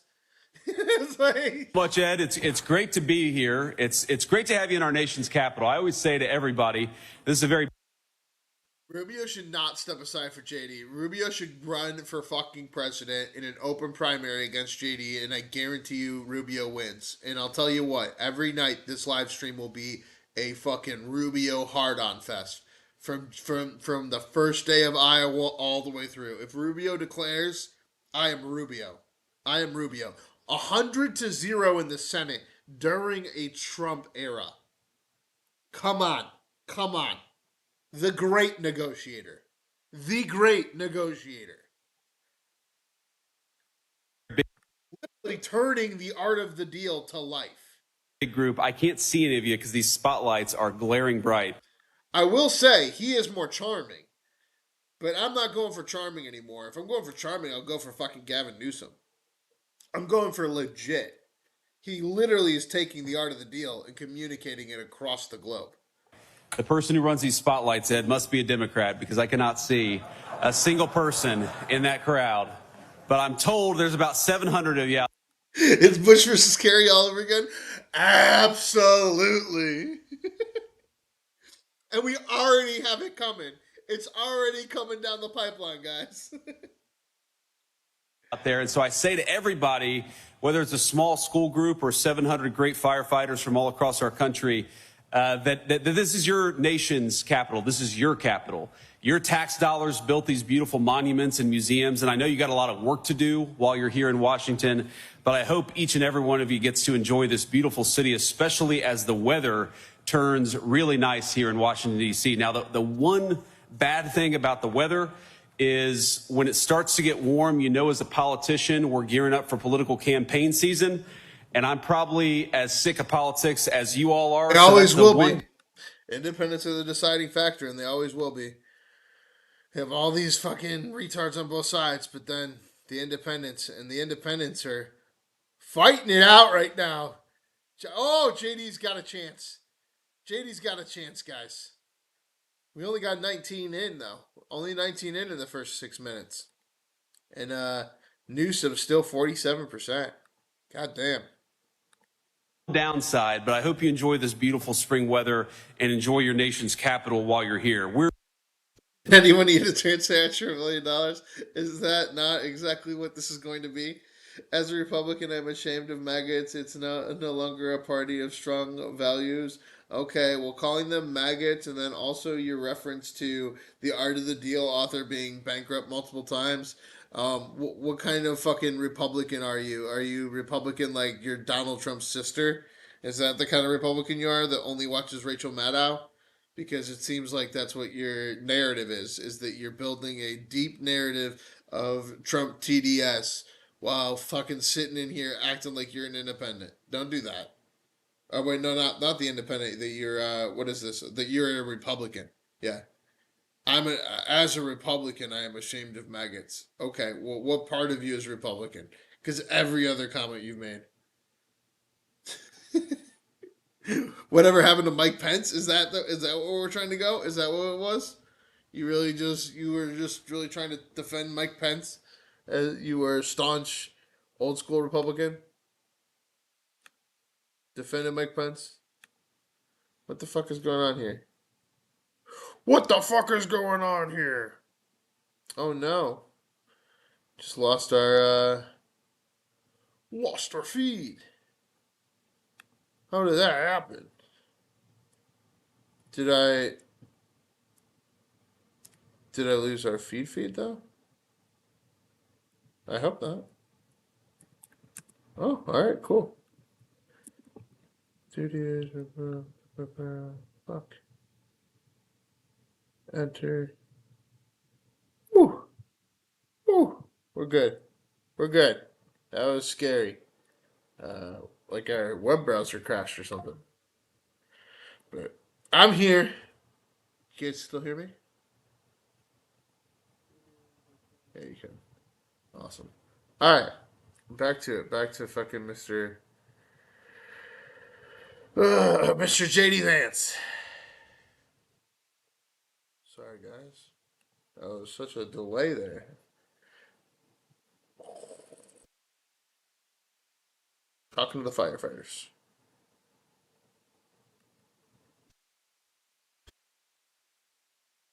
If you could choose anybody, though, to be president of the United States, who would it be and why?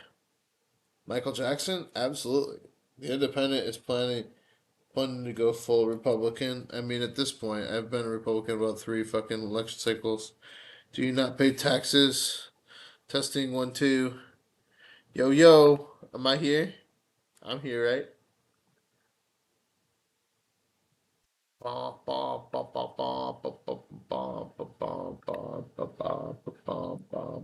This one. Oh, oh.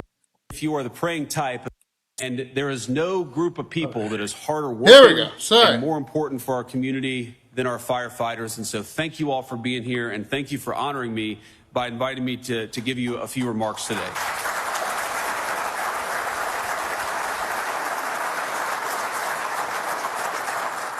Now, before I get into some of my other remarks, I want to just start on a slightly somber note here, because on a personal level, I was honored to be able to participate in the dignified transfer of 6 American soldiers who were killed overseas in this conflict with Iran. And I had never done that before, and a lot of you served our nation in uniform. I know a number of our firefighters have all across our country. And I just want to say that if you are the praying type, and I certainly am, I hope you'll spare a prayer for the 6 souls that we lost, for the 7th soul who will be coming home tonight, and for all of their families. You all know better than almost any category of Americans what it means to put on a uniform and to sacrifice for our country. And so I hope you'll share a moment of prayer for our brothers in arms, for your brothers in arms who keep this country safe in their own way, just as you keep the country safe in your particular way. So, to move on a little bit, let me just say that what we have tried to do in the Trump administration, what we have tried to accomplish, is to make your lives easier, knowing, of course, that we're never going to be able to make your lives completely easy. You guys have some of the hardest jobs that exist anywhere in the United States of America, and you represent thousands and thousands of firefighters all across the United States of America who make it possible for our communities to be safe, who make it possible for our communities to run smoothly, who make it possible for a kid to be able to call 911 if they have to and know. So JD is admitting that he didn't attend the transfer of a previous 6 who died last year. I don't know what you're talking about, but I guess yeah. I guess he's admitting that he wasn't ever a part of that. I don't know what 6 died last year. That a man or a woman who is professional, who is competent, and who is caring is going to show up when we need them. And that's the thing that I admire so much about all of you. You know, every country, every empire, every society in history made it possible for a rich person to get what they needed. But what makes the United States so unique is that whether you're rich or poor, you're black or white, when you need public services, when you need your police officers, when you need your firefighters, when you need those EMT specialists, we make it, and we try hard to make it so that everybody who needs something in that critical moment has access to it. Everybody deserves public safety, not just rich people. Every person deserves to know that if, God forbid, their house catches on fire, there's going to be somebody with water there to put it out, not just the powerful. Yeah, I've noticed the pattern. And what I admire about this spirit of public service that exists in this community is that every single one of you put on a uniform, the people that you serve put on a uniform and make it possible for kids like me, kids who didn't grow up with a silver spoon in their mouth. The vehicle rollover in Europe, 6 dead U.S. servicemen. It was the same time as Saudi golf tournament, so DJT didn't go. Oh, okay. All right. Well, I mean that makes sense then. Well, I wouldn't go either if I had a golf tournament that I was supposed to attend. I'm really glad that I found this channel. I really agree with everything you've said, have pointed out. Appreciate you, Tate. If you notice the pattern, then you would know the Iran war is simply for them and not for us. Okay.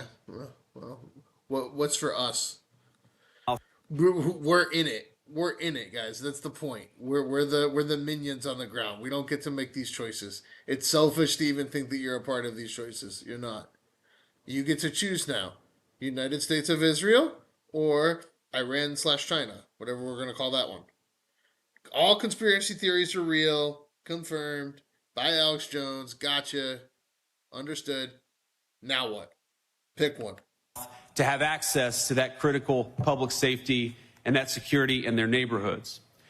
Now, a lot of you, I came and spoke in Boston a couple of years ago, and so what I say may come, you may have heard me say it in Boston, but I'm going to repeat it for those of you who didn't hear me say it in Boston, which is that, a couple times I was one of those scared little kids who had to call the firefighters, who had to call. Jumping into the chat right now, make sure you double tap that like button. You're spawning more people into our chat for that poll, our second poll of the evening, figuring out, who's going to be in the next matchup of Bush versus Kerry 2.0. All the EMTs. My own mother struggled with opioid addiction for a very large chunk of my life, and I remember when she was having a particular. The reason we're bringing this up is for the first time ever, and during wartime, we have two very historic speeches back to back. We got J.D. Vance at this fire thing, and then Marco Rubio is going to talk to I think fallen soldiers or brain damaged soldiers or some shit like that. But again, it's the wartime speech by both of the potentials. Particularly dark moment, and she needed some help. I needed some help. Our family needed some help. I picked up the phone, I called 911, and a number of brave professionals. If we aren't the best country in the world, why in the hell does everybody want to come here? Compassionate firefighters from Middletown, Ohio showed up, and they calmed my mom down, and they made it possible for us to go on with the rest of our day. They made a kid who was scared to death feel like he had an ally in this world. I will never forget that.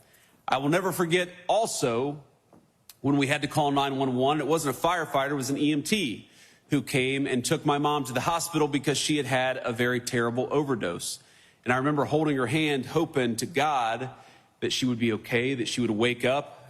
We know a lot of our people have not woken up when they have those opioid overdoses, but by the grace of God, my mom did wake up. And by the way, she's now been clean and sober for north of 11 years. We celebrated her 10-year sobriety. Thank you.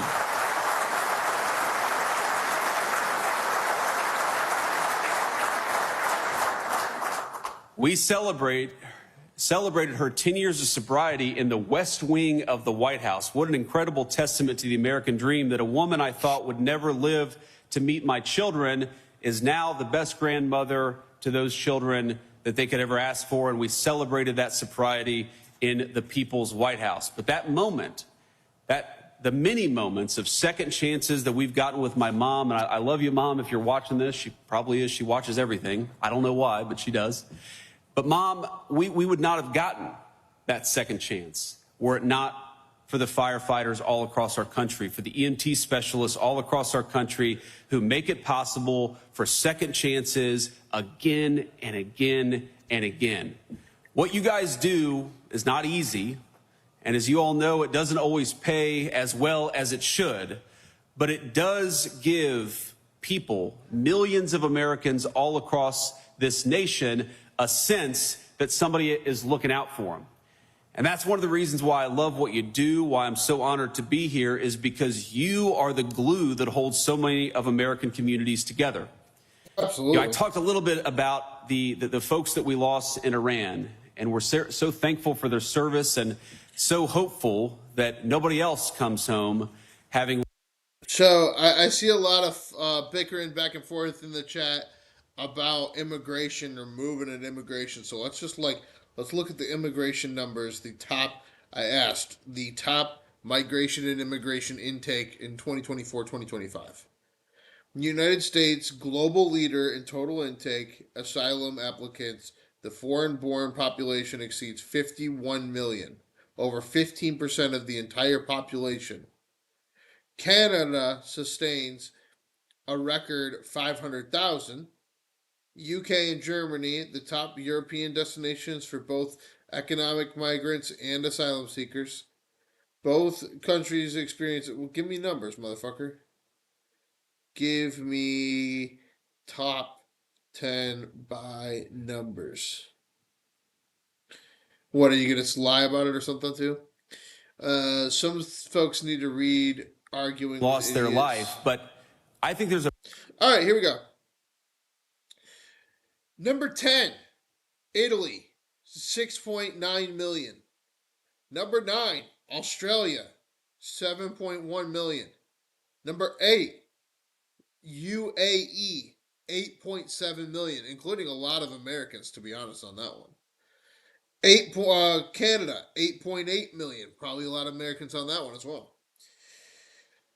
6, Spain, 9.5 million. They were always a leader. 5, France, 9.6 million. Yes, Paris. Same thing as New York City, both of them. Very much everybody in the world lives there. Number 4, United Kingdom, 10.2 million. Now that is a crazy influx. That's a fishy number. Number 3, Saudi Arabia, 13.7 million. Think about all the people in America that are being pulled out of Saudi Arabia today, and it has the third largest immigrant population in 2024-2025. Number 2, Germany, 16.8 million. But again, I don't know what the fuck anybody's talking about, but we need to stop the retardation. 52.4 million people into the United States. That's times 5 any other country, and the other leading country is Germany, followed by Saudi Arabia with 13 million. Only 4 nations even house more than 10 million in population. So, why do people keep coming here? Yeah, the question still remains. You can say that we go other places, but the question still remains. Exactly. A brotherhood, a sisterhood between the military, the police officers, and the firefighters, because you are the 3 categories of people who put on a uniform and put your lives at risk for your communities. You got different jobs. You have different roles to play. But I think it's an amazing testament. Okay, so what? So we're supposed to do it like what? Per capita? To our country, maybe the single most important resource that we have as a United States of America is that every single one of you is willing to sacrifice your life. Hopefully you never will. But every single one of you is willing to sacrifice your life for this great country and for the people that you serve in your communities. I just want you to know, from the President of the United States, but from everybody, I think I can say comfortably.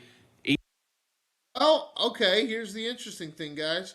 We're all fucking losers. Because none of us were guessing these countries, and these are the top 10 countries by per capita by immigrant population or foreign-borners. 45% of Jordan is foreign-born, number 10. Number 9, Singapore, 48%. Number 8, Luxembourg, 51%. 7, Bahrain, 52%. 6, Andorra, 59%. I don't even know what the fuck that is. And there's a primary driver of 59% tourism residency. I don't know what the fuck Andorra is. Y'all know what Andorra is? You've been there? I've never been there. 5, Kuwait, 67%. Labor migration. 4, Liechtenstein, 69% immigrant foreign-born. Regional economic integration. So basically, like, no one lived there, and they're just like, everybody moved to Liechtenstein. Monaco is number 3, 70%. Wealthy and residential, yeah, because it's very private, no taxes, all that shit. Number 2, UAE, 74 to 88% are foreign-born. Labor migration, service, financial. So again, like, that one is actually for real. Like, they've had that deep of an immigration pool. And number one, Qatar, 77 to 81%. Labor migration, construction, energy. Again, there are that many people moving to Qatar. 81% population increase for construction and energy. None of these fucking countries we're talking about. But if we're talking about overall migration, then yeah, it's American. It's always American. You can always say even in partisan and difficult times, that I represent the whole country when I say to all of our... Yeah, per capita and size of country.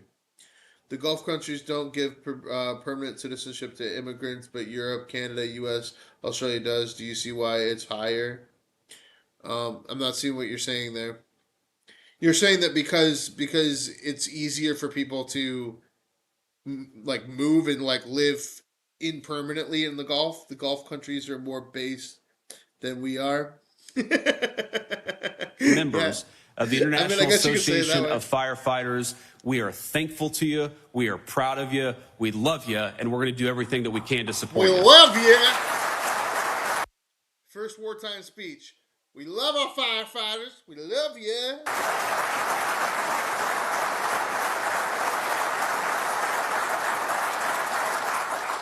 Now let me talk just a little bit about what it means to really support you, because I think it's important. It's of course important that the Vice President stand up here and say how grateful he is, and I certainly am. I'm grateful to each and every one of you and the people you serve, but it's not just about words, it's about action. And that's one of the things I'm proudest about this administration, is that we have actually backed up the pride and the support and the gratitude that we have for all of you with very meaningful action. You heard Ed talk a little bit about the Social Security Fairness Act. Well, one of the reasons why that happened is because the President of the United States, and I believe it was even before the inauguration, the President of the United States made sure that congressional Republicans stayed on top of that legislation, and we worked to get it done.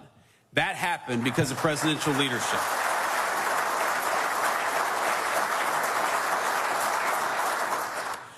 Do you think Joe Biden was making those phone calls, ladies and gentlemen? I just got to say, I don't think so. Sorry, I got a little partisan there. But we owe it to Americans who suffered through exposure to toxic chemicals, especially the... See, he feels weird even delivering a joke that's partisan in his speech. So I don't know how that translates away from the Donald Trump voter. Because the Donald Trump voter loves the whimsical of Donald Trump. First responders who seek to protect others from harm, we owe it to you to actually look after you and to take care of you. In that vein, one of the first pieces of legislation I ever worked on was the Railway Safety Act. And I'll never forget your support in making that act a possibility. We actually got it, by the way, into the most recent transportation package. I'm sure Ed and all of you will use your very able lobbying and persuasion tactics to make sure that that legislation actually becomes law. Because here's the thing. When I met the firefighters who dealt with that terrible train derailment in East Palestine, one of the things that I picked up is, they weren't angry. They weren't mad. That was their job. They went into a very dangerous situation because that was their... Gotta give it to him. The first time he gets an opportunity, he calls out the one national disaster that happened in the fucking Midwest that everybody forgets about on American soil. Job, and that's what they expect to do. But they were worried about one thing. What might happen with all these toxic chemicals that were in the air? Would they have long-term problems? Would they suffer some consequences? And one of the things that Secretary Kennedy and I worked on is making sure that we are studying the long-term effects of toxic chemical exposure. And if you believe that's not a true and utter fucking fact that that's happening, go and watch The Last Mountain. The Last Mountain is a documentary with RFK when he was a fully fledged liberal Democrat, like climate change guy. And the movie is all about the fucking coal and getting things to be cleaned up in the Midwest. It's called The Last Mountain. No integrity, scarmy, creepy, no integrity, game over. The Rail Safety Act removed a bunch of safety acts that would have prevented East Palestine cutting the best of sensors in Hall. Oh, I'm sure J.D. Vance is just against his own his own political purpose. Like, this is his niche. And you're like, oh no, he's using it to self-identify. Like, let's not be so politically slanted. He doesn't need to come out here and talk about anything. He gets to choose which one he wants to. He picks East Palestine, and then we're gonna, mind warp that what he's doing is actually destroying East Palestine because he's an evil creator. Like, shut up. Vice President Crossdresser can't even imagine where we would be if Harris got in. Talk about scary move. Yeah, well, let's fucking re-reference that one, please. Because that's way worse than either one of these guys. We appropriated millions of dollars. I'll say that's even worse than AOC. Checking back in on our poll, that's even worse than AOC. And does she even get a vote? Does she even get a single vote from y'all? Does AOC get a single vote, or are the Democrats in unison for Newsom now? Is it a Newsom-twosome? Is Newsom here for it? Is it all Newsomed out? 10%. 10%. And I'm the 12% over here for Rubio. Y'all voting for JD Vance. You're fucking it up. And it's almost got about 54% Democrat. Makes sense. All right, back here. Because Democrats love watching stuff they hate and just complaining. When I was a senator, I worked to get that money from the last administration just to understand the effects of toxic chemical exposure over time. And we didn't have that until this administration came along and Secretary Kennedy made it a priority because. And I know that Secretary Kennedy is doing actual good with that kind of environmental change because he literally was doing it as a Democrat in the movie The fucking Last Mountain, the one fucking documentary of the year in 2010. And we're just slant and warp our heads around the other side of it. We would have been fine with Harris, stuck on stupid. Well, to know if we would have been fine with Harris. All right, good luck. God forbid you run into harm's way. What are the consequences going to be to you over the long haul? And importantly, what are the kinds of medical your family is stuck on stupid treatments that you're going to need if you're in that situation to make sure that the sacrifice that you make in the line of duty. I hate war. I'm a selfish fucking retard. I'm a little rich kid. I can't handle life. Man. We should be always anti-war. We should idolize these people, but at the same time, treat them like demons. He doesn't become more than it has to be. Just stop. Those are the kinds of tangible steps that we are trying to take. Fucking stop. Now, we know that President Kelly and President Trump, laugh a little bit we all more. have our own presidents, my friends. He was a huge proponent, and I'm glad for this, of the Honoring Our Fallen Heroes Act. Now, that was critically important legislation that you all know President Trump signed into law just a few months ago. Now, as Ed can tell you, this law extends legal benefits for firefighters and first responders who pass away from cancers caused by exposure in the line of duty. Now, when one of you becomes ill or, God forbid, loses your life because of cancer that was developed in the line of duty, their families are entitled to federal benefits that they earned. Okay, but again, should they not have already had this a long time ago? Whenever you're in, because that's the magic candy stick that allowed him to do a speech today. But why even mention it? The practicality of it is ridiculous. It's no shit. They should have had that years ago. And yeah, I guess, yay, you did it. But what you expect us to clap when you fucking finally gave them the benefits that they deserve as fire people? You can't fix Trump. You can't fix stupid. You need DJT. Now, I say they already earned them because we owe it to Americans who suffered through exposure to toxic chemicals, especially the first responders who go into harm's way to protect others from harm. Agreed. That is what this administration is all about. Making sure that the Social Security system treats you fairly, making sure that you get the benefits, or if God forbid you pass away, your families get the. It's just like, imagine being a firefighter sitting in that audience. You're like, yeah, oh, thank you. Thank you for illustrating a 15-minute speech about shit you as the government should have given me years ago. Like when we opened the fucking fire department, I'm talking about. Benefits that you deserve, making sure that we take care of the people who take care of us. That is the legacy of the Trump administration when it comes to our firefighters, and that is a legacy that we're going to keep on building on over the next 3 years of President Trump's leadership.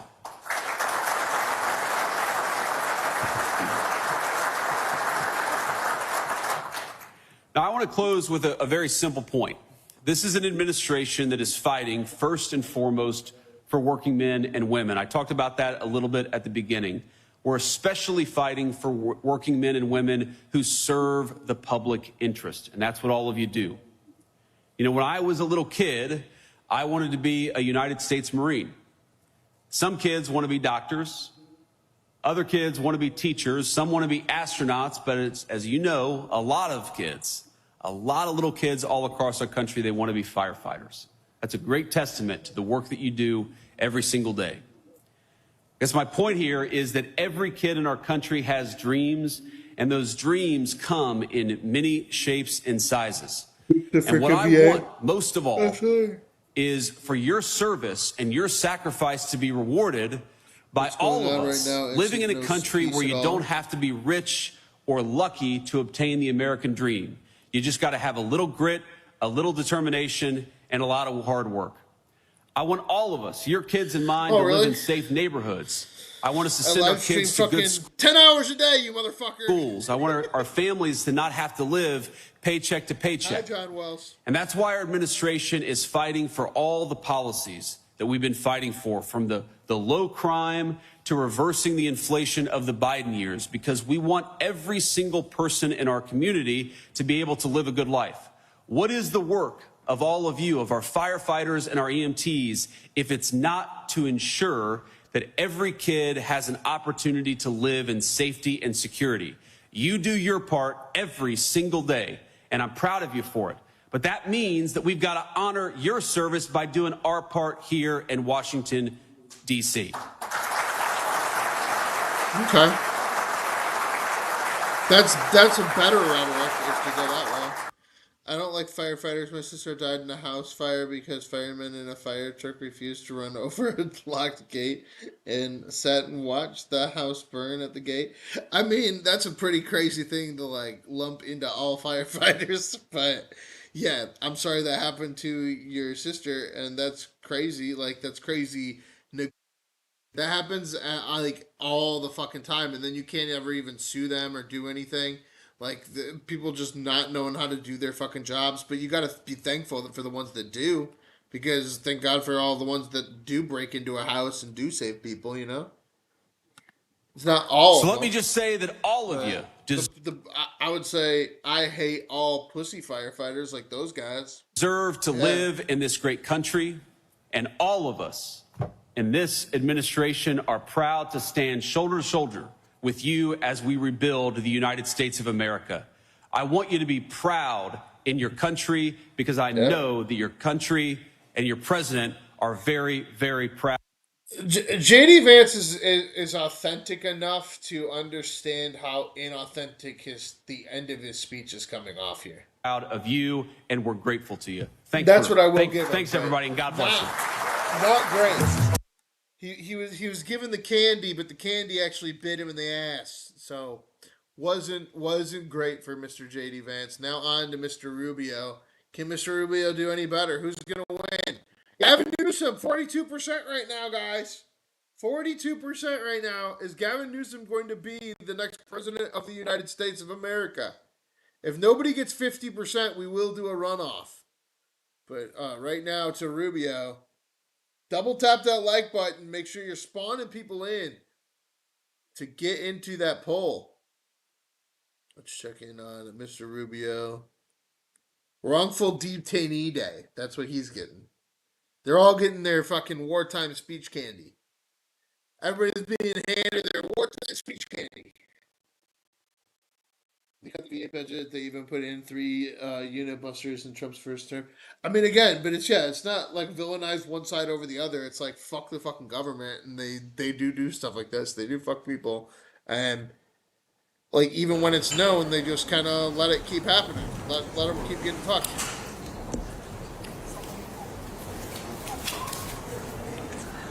All you can hope is to watch and everybody for being see here. if you can make it better. It's been a year since we were last gathered here, right?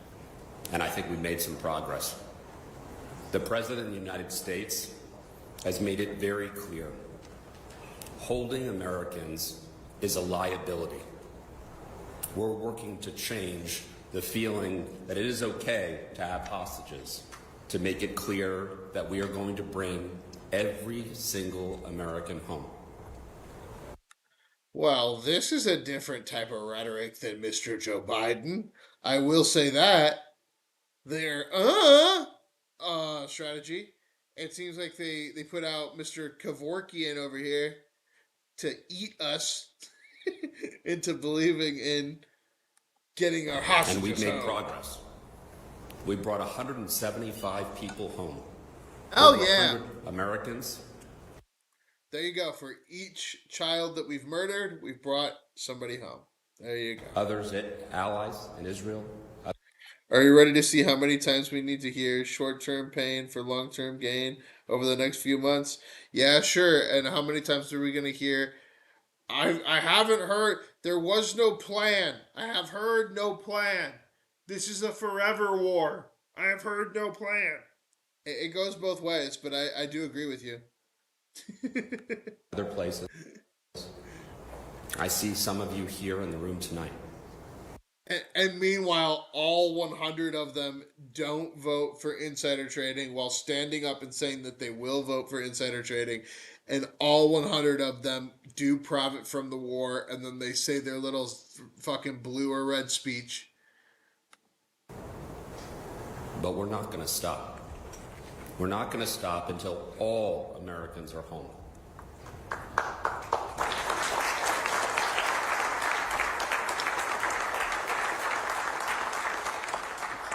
Now, Secretary Rubio, who we're really appreciative is here with us today, has made it a clear priority.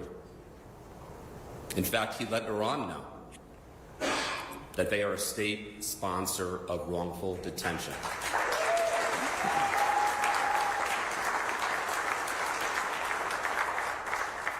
And he has put other countries on notice, not just Iran, anyone that holds American citizens, Russia, Afghanistan, countries in Africa, that it's not okay and we will not stop until they're home. Absolutely. I want every... That is the rhetoric, the only rhetoric. Anything against that rhetoric is anti-American, and as somebody sitting here living in America, I defend American citizens, especially abroad. So no, you don't get to do any of your fuckery rules. These are the rules of the game. I'm loving this guy.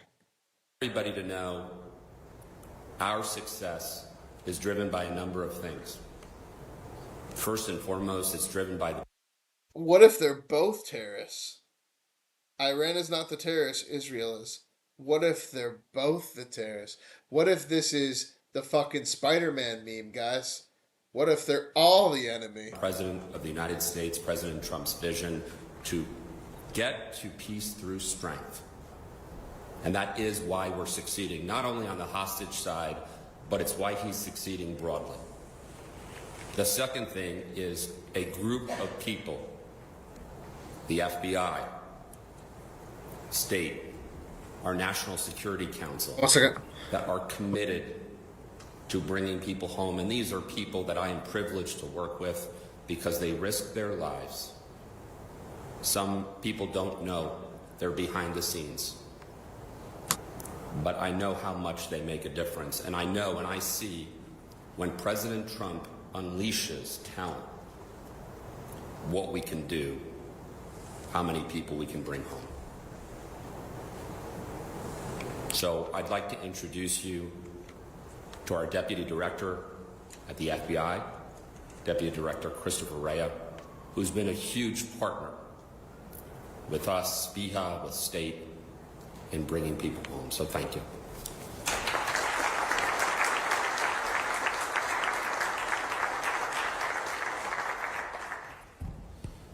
All right, good morning. Thank you, Special Envoy Bowler, and thank you to everyone involved in organizing this important commemoration. I want to begin by thanking Secretary Rubio, as well as Special Envoy Bowler, for their advocacy and support of the interagency efforts to bring home all Americans held hostage or wrongfully detained abroad, and to get justice and answers for the families. This kind of advocacy is crucial. It keeps the momentum alive and ensures their stories are never forgotten. I also want to thank Dr. Gorka for his leadership and insight.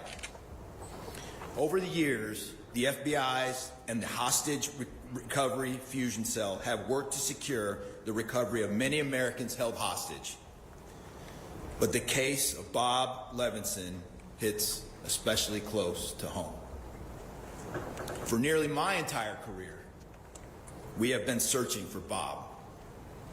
It is deeply personal to me, and I'm extremely motivated as the Deputy Director of the FBI to bring closure to his family.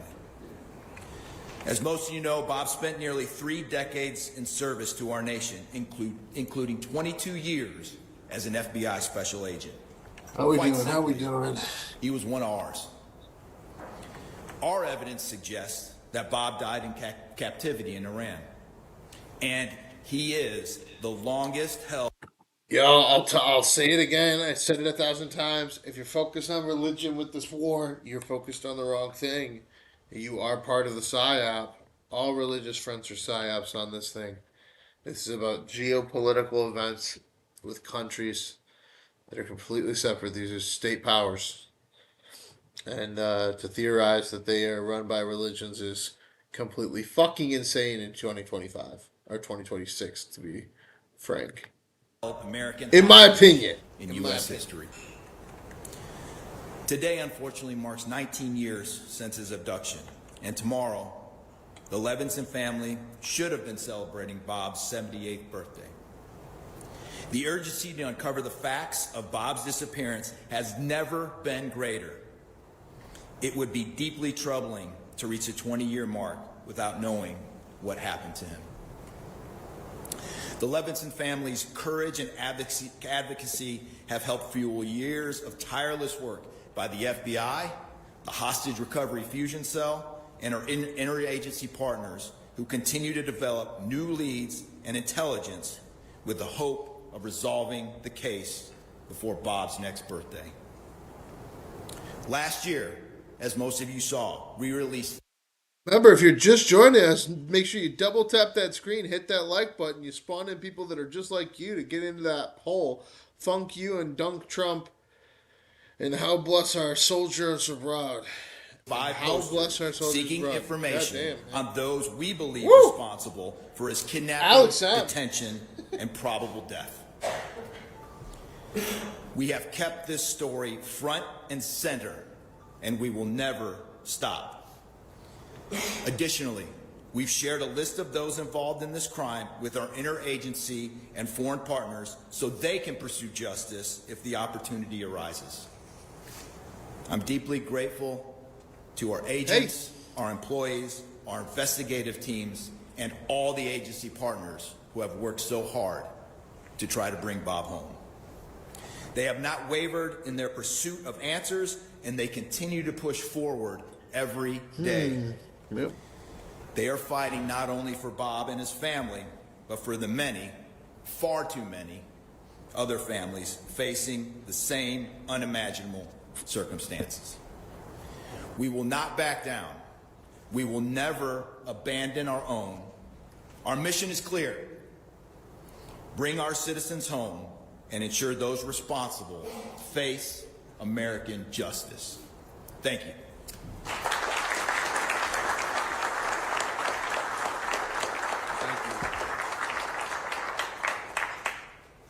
Thank you. There it is. Welcome, Remember, guys, this is why we're here, is for this. He gets his little piece of candy, so did J.D. Vance with the firefighters. These are their first wartime speeches. This is our poll as to who is going to be president. Right now, we got 14% Rubio, 36% Vance, 38% Newsom, 12% AOC. If we don't get anybody with 50%, we will do a runoff for our next poll of the evening. We've got, just Rubio's comments here, and then we will shut this poll down. Go to the runoff. You got us into this mess. Yeah. There we go. Everyone here to the State Department, I wish it was on a happier occasion, although we do have things to celebrate in terms of Americans that have been returned, but also we remember those who have not returned. I want to open, first of all, just by stating the obvious. The United States is currently engaged in an operation targeting the world's leading hostage taker, the world's leading sponsor of terrorism, the regime in Iran. And first, I think we would all take a moment both to offer our thoughts, our prayers, and our condolences, and to honor the families of those who have fallen, the 7 Americans who have lost their lives in the initial hours of this operation. Incredibly brave Americans, and you saw 6 of them dignified return over the weekend, and we all are all in awe of their service, of their bravery, of their courage, and our hearts and our support extend out to their families in this very difficult moment, and the families of these incredible heroes. And heroic things are happening all the time, some of which will never make it to the headlines, but American men and women in uniform are conducting an extraordinary mission with extraordinary efficacy and efficiency and impact. The goals of this mission are clear, and it's important run off, absolutely. American people of why it is that the greatest military... There are many more soldiers dead than 7. Okay, we live in your conspiracy theory land. There's 7 soldiers dead, 6 casualties from ground troops from the army in Kuwait, struck by an Iranian missile.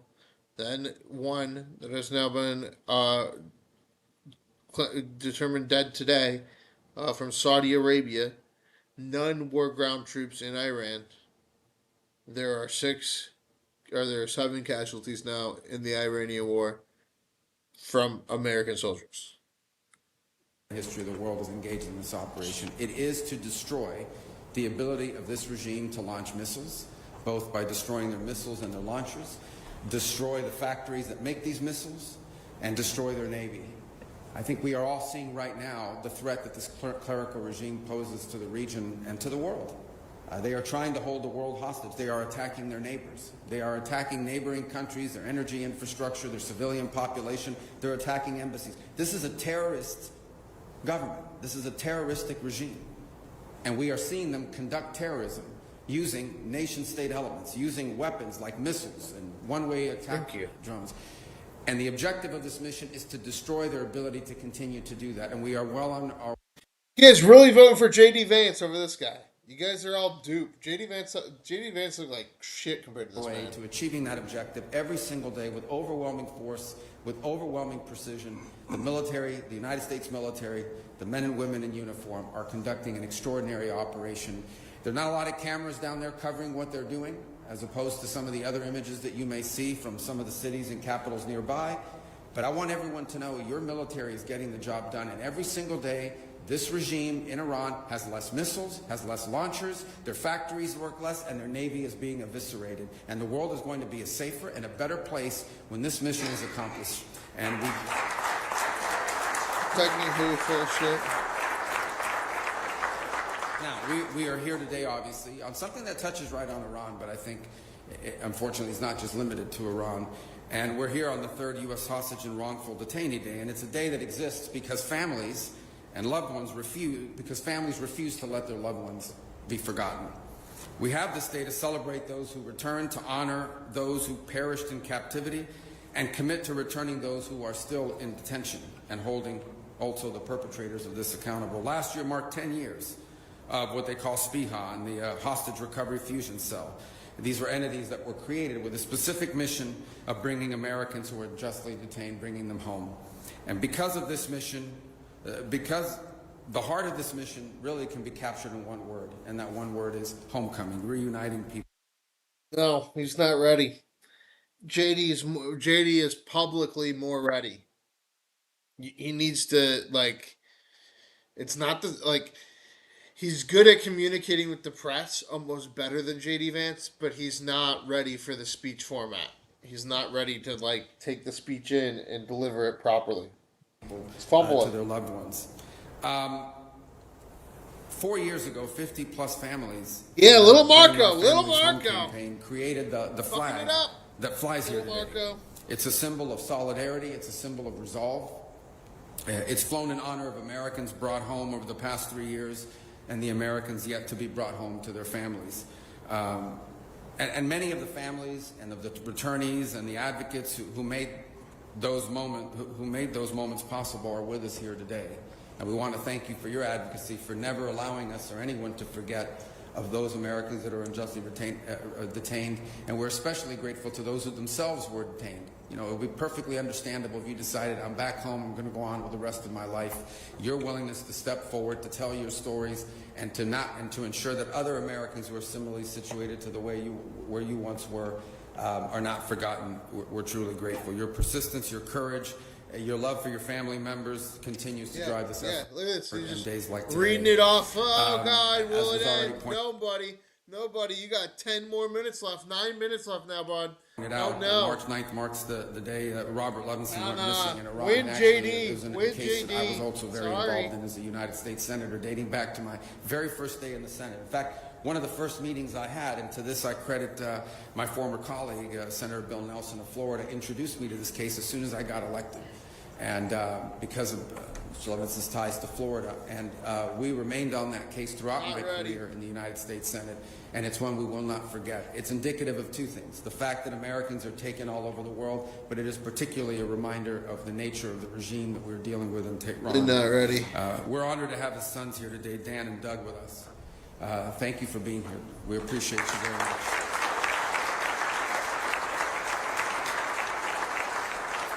And so today, in recognition of their extraordinary dedication, and really everyone's here, but in particular, we've dedicated the flag flown here today to the Levinson family.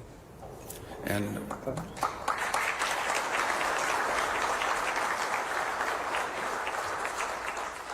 I think it's also important to give President Donald Trump a tremendous amount of credit. He has made, from the very first day in office, the return of Americans held abroad unjustly a priority of his administration. And Maybe 12 strong. We didn't know about the mission until many years later. I would not be surprised if years from now we hear about SP. Absolutely. What is this one? Hold on. Since his inauguration, a little over a year ago, over 100 Americans have been. Name calling. Cool, bro. Yeah, you're right, though. Release the Senate and the House affection misconduct files. Absolutely, we will get to that later tonight. We'll see if we can get into the House Code Potemkin. So, not until March 12th, but March 12th we should get an update on this. Demand justice for their victims. Absolutely. Yeah, on March 12th, we should be able to get in on that. But we'll check in today to see if there's any kind of pressers by Nancy Mason Company. And they deserve a lot of credit as well. But the president isn't just focused on homecomings. He's also focused on ending the cycle of exploitation, of saying enough is enough, of ending the cycle in which Americans are somehow viewed as a valuable commodity that you can grab an American, you can unjustly hold them, and then try to trade them later on for some diplomatic concession or some political concession. We have to end that cycle.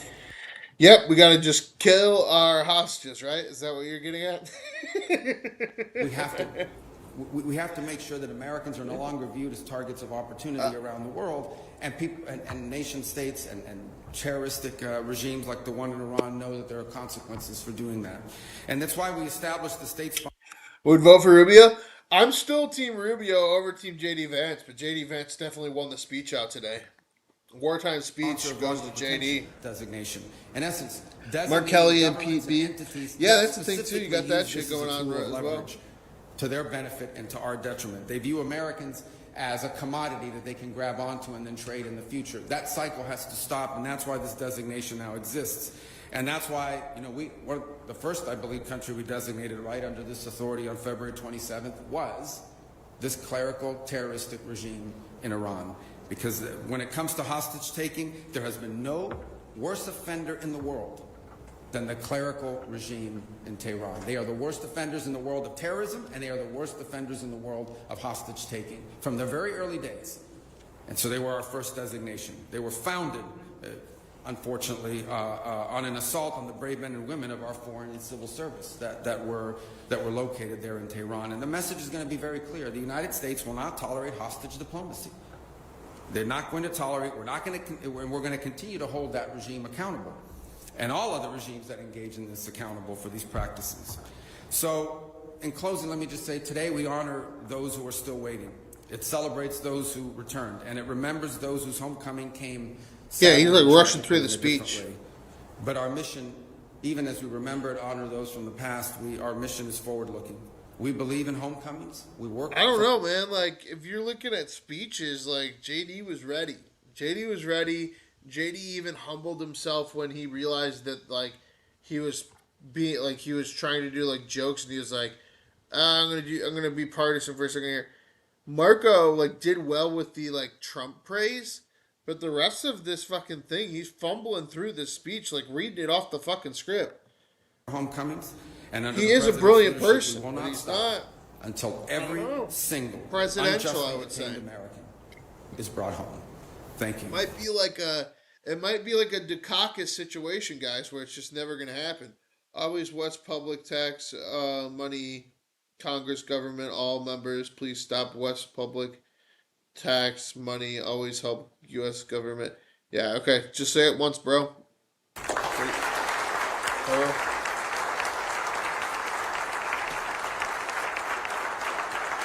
God bless you all. Thank you. Bless you. Both flip-floppers with no truth on stand-on. They won't last. We'll see. That was pretty sad, though. That one was definitely pretty sad. All right, checking in on our poll. The end of the night. Oh, my God, guys. No way. It's a tie. It's a tie! And here we go to the runoff with 241 votes. And now to the runoff. Who will become next president? Will it be J.D. Vance or Gavin Newsom? All right, guys, that's it. No other options here. No other choices. Can't even throw your vote away. Only two choices. Okay, good night. Good night, Ari and me. And here we go. And now it's time for the mayor shit. You're gonna check out some of this mayor shit. So, yeah, we got the mayor first up.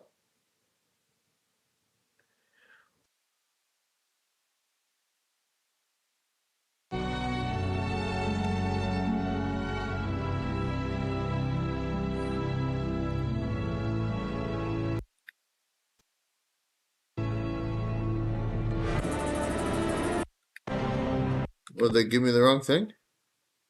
Let's go here. What is this? That works. Come on. Alright. Let's go. Also, right here, it's just Mayor Mamdani. New York, the Honorable Zoran Mamdani. There we go. Decent commies in the house. Okay. Good night. Yep. Good morning, officers. This is a proud day. Newsom, 56% for right New York now, City. guys. Today, we celebrate your graduation from one of our city's most storied institutions, the NYPD Police Academy. First, I want to thank Police Commissioner Jessica Tisch for her leadership. I'm deeply grateful for your commitment to our city's officers. Let us take a moment to recognize the staff of the NYPD Police Academy for teaching and shaping our next generation of officers as they prepare to keep our city safe.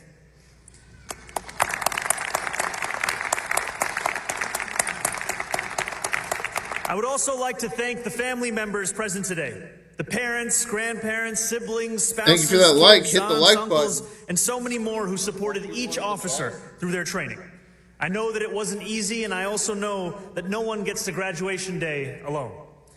On behalf of our entire city, thank you for supporting this class over these past many months, and for having raised them into public servants willing to protect and to serve.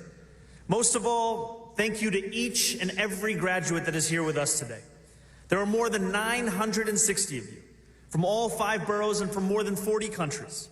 For 45 of you who served in the military before joining the force, this is a continuation of service. And for over 120 of you who are prior civilian members of service, today represents a deepening of your commitment to the department. 6 months ago, you entered the police academy. You answered a call that most could never imagine answering. You may not have known what to expect that first day, but you arrived with a willingness to learn. It is kind of ridiculous to make all these people sit here on graduation day and watch you talk when you're like the anti-police candidate. I'm new to your channel, but sadly I say I disagree with this mayor on all fronts. Yeah, I mean, I'm disagreeing with him on this speech, that's for sure. We watch the news 7 p.m. to 2 a.m. every single day. We just watch it all raw rather than watch Fox News, CNN, all the corporate media shills give us a little commentary. We watch it ourselves. If you like what you see, make sure you hit that like button. Double tap that screen. We are almost at 60 likes right now. You spawn other people into the chat for our poll. Right now we're in a runoff of Gavin Newsom versus J.D. Vance for who is going to be the next president of the United States of America. And we are taking a look at all of the shenanigans that went down on Saturday in New York City, as well as checking out Mr. Mondani's speech over here. You can subscribe for $3 a month and get a little logo next to your name that changes every month that you stay subscribed, supporting that channel. And you also get an exclusive members short video every single day, a YouTube short exclusive to members every single day. Today's was all from Terrence Howard. Yesterday's was Gavin Newsom getting a parody. I also put out YouTube shorts for everybody every single day, so make sure to hit that subscribe button. Double tap that screen. Let's go back to Mr. Mondani. Challenge yourselves and to dedicate yourself to others. I know that training demanded a great deal. I really pray for all of New York City because they are in a world of hurt. Their property taxes are going to double, maybe even triple, and he promised not to do that. Yeah, I did see the protest from the homeowners. That was crazy. From each and every one of their gas prices are also going to skyrocket because so many gas companies are refusing to adhere to their regulations, and now by the droves you are seeing gas stations in New York City and cities. Yeah. And I know that there may have been moments of doubt. And yet in each of those moments, when there was too much information to memorize, or when your legs felt heavy, or when you couldn't imagine another firearm training, you felt a push forward, a shout of encouragement, maybe someone who sat with you and helped you to study. You are all here today because you got each other here. Solidarity is no abstract concept. It is what guided you over the past months and what will carry you through the years to come. And you will need it, because I want to be very clear, we are asking a great deal from each and every one of you. This is the greatest city in the world. Millions of people call it home. Tens of millions more visit it each year. We face threats and challenges unlike any other. We require a police force that holds itself to the highest possible standard and that is capable of meeting whatever is demanded of it. And if this weekend is proof of anything, it is that much will be demanded of each of you. On Saturday, outside of Gracie Mansion, as the police commissioner said, 2 men threw incendiary devices at a protest.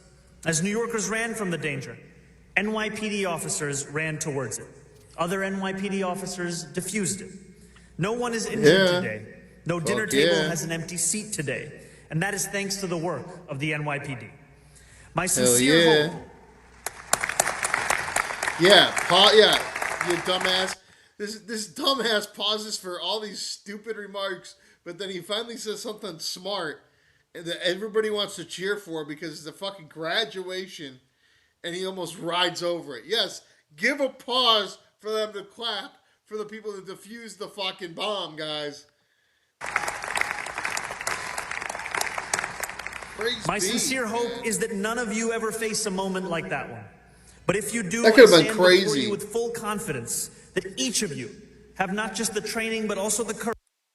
Get on the chair, folks. It's going to get deep. To meet it as your fellow officers did, to protect our fellow New Yorkers. Today marks the moment where your ambition and your desire to serve matches your ability to do so. Today you become New York City police officers, New York's finest. Soon, yeah, they're going to clap for themselves, you dumbass. Like, I don't know why. Soon you will receive your assignments and head out to different precincts across the 5 boroughs. Yet no matter your assignment, you are never alone. You are joining a rarefied group, those that New Yorkers look to in our darkest moments. And you do it all because you are imbued with a purpose and a commitment to the people of this city. Thank you for everything that you have done and for all that you are about to embark to do. On behalf of all New Yorkers across the beautiful 5 boroughs of this city, congratulations.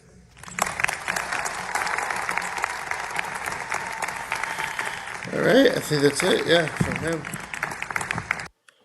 Okay, and then let's get over here.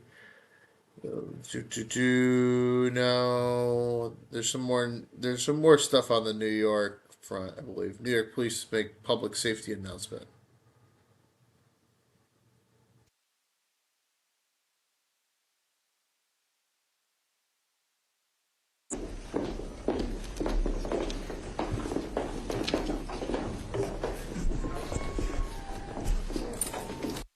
She just gets up there and she just like, ah! She just screams. She just screams and runs away. Good afternoon, everyone, and welcome to One Police Plaza, home to the greatest police department in the world. Earlier today, I provided an update on the investigation into explosive devices that were ignited and deployed on Saturday during protests outside of Gracie Mansion. We can now share that federal charges have been filed in the Southern District of New York against 2 individuals, Amir Balat and Ibrahim Qayyumi, in connection with that attack. The defendants are charged with attempting to provide material support to ISIS, using a weapon of mass destruction, transporting explosive materials, interstate transportation and receipt of explosive materials, and unlawful possession of destructive devices. The complaint sets forth the factual allegations supporting those charges. As alleged in the complaint, the defendants were inspired by ISIS to carry out their attack. There should be no confusion about what ISIS constitutes. That's crazy. Okay, guys? Say what you will about Jake Lang or whatever and him being the new Westboro Baptist Church and being an agitator and whatever else. If you're agitating in New York City and you're bringing out ISIS, keep doing it. Let's keep finding the ISIS members in New York City because that's insane. It is a designated foreign terrorist organization responsible for deadly terrorist attacks across the globe and has taken credit. Y'all ain't gonna believe it, but it's real. Casualty attacks in Europe, the Middle East, and right here in the United States. PD. And as alleged, both defendants have admitted that they acted on Saturday because of ISIS. As Qayyumi was being placed into an NYPD vehicle following his arrest, a person in the crowd asked why he had done this. As shown on NYPD body-worn camera footage referenced in the complaint, Qayyumi responded with ISIS.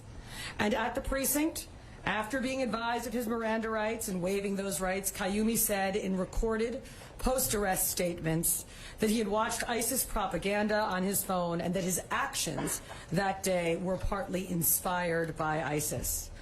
The complaint also details statements made by Amir Balat after his arrest. En route to the NYPD precinct, Balat made spontaneous statements without being questioned by NYPD officers that were captured on body-worn camera footage. He said, "This isn't a religion that just stands when people talk about the blessed name of the prophet. We take action, as well as, if I didn't do it, someone else will come and do it."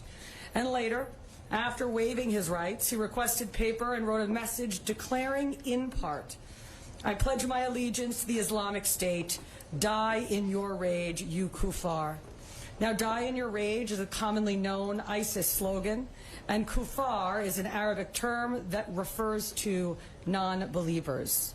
He also told investigators that he had hoped to carry out an attack even bigger than the Boston Marathon bombing, which he noted resulted in Holy shit. 3 deaths.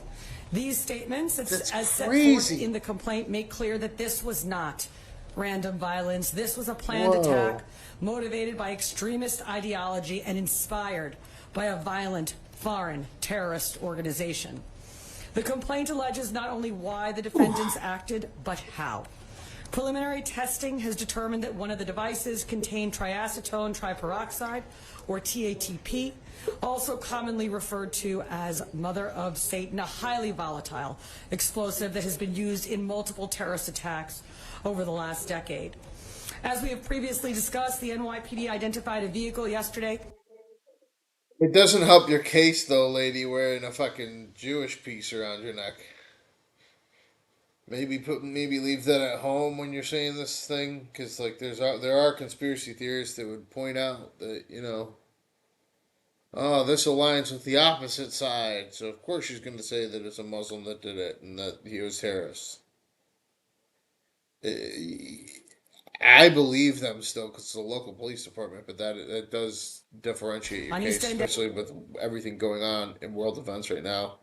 It's essentially like putting a political flag on your fucking neck. Avenue that was linked to the defendants. I understand it. Inside that vehicle, I understand it might be a religion, but maybe put your religion at home referencing today. TATP explosive and listing chemical ingredients for the type of explosive device used by the defendants on Saturday.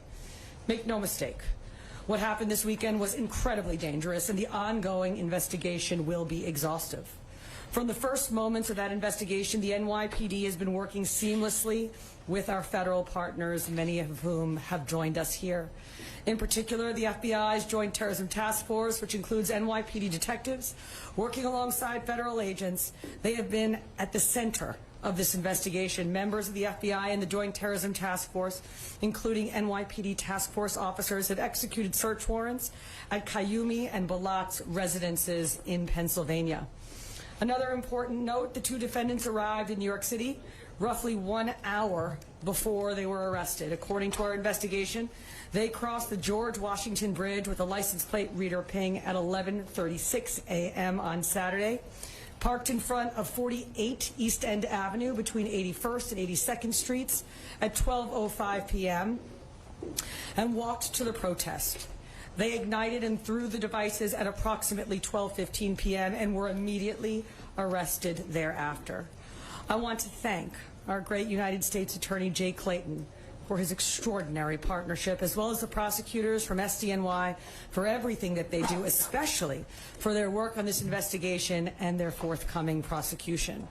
I also want to thank the FBI, especially James Barnacle, Assistant Director in charge of the FBI New York Field Office, and Rob Cassane, the FBI's Special Agent in charge for counterterrorism, as well as the Joint Terrorism Task Force. We are grateful always for the FBI agents and Assistant U.S. Attorneys who have been working around the clock with us since Saturday. Finally, and most importantly, I want to recognize the members of the NYPD who responded on Saturday and in the hours that followed. The officers assigned to that protest who ran toward a lit improvised. Stop biting my nails. I'm sorry. I do need to stop doing that on stream. Explosive device. The bomb squad technicians who secured and analyzed the devices, the detectives and analysts who worked through the night to develop this investigation, and the countless members of service who helped ensure the security of the people of New York City during a very tense and dangerous situation. The NYPD remains on heightened alert, and our mission is simple, and that is to keep New Yorkers safe.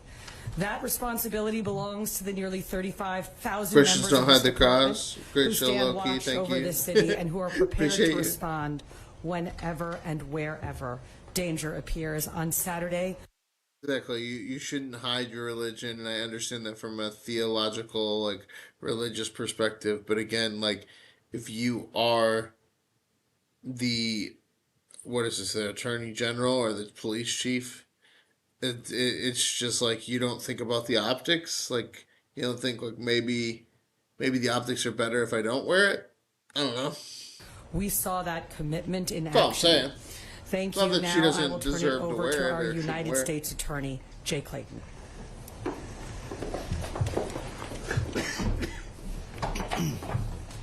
Thank you, Commissioner Tisch.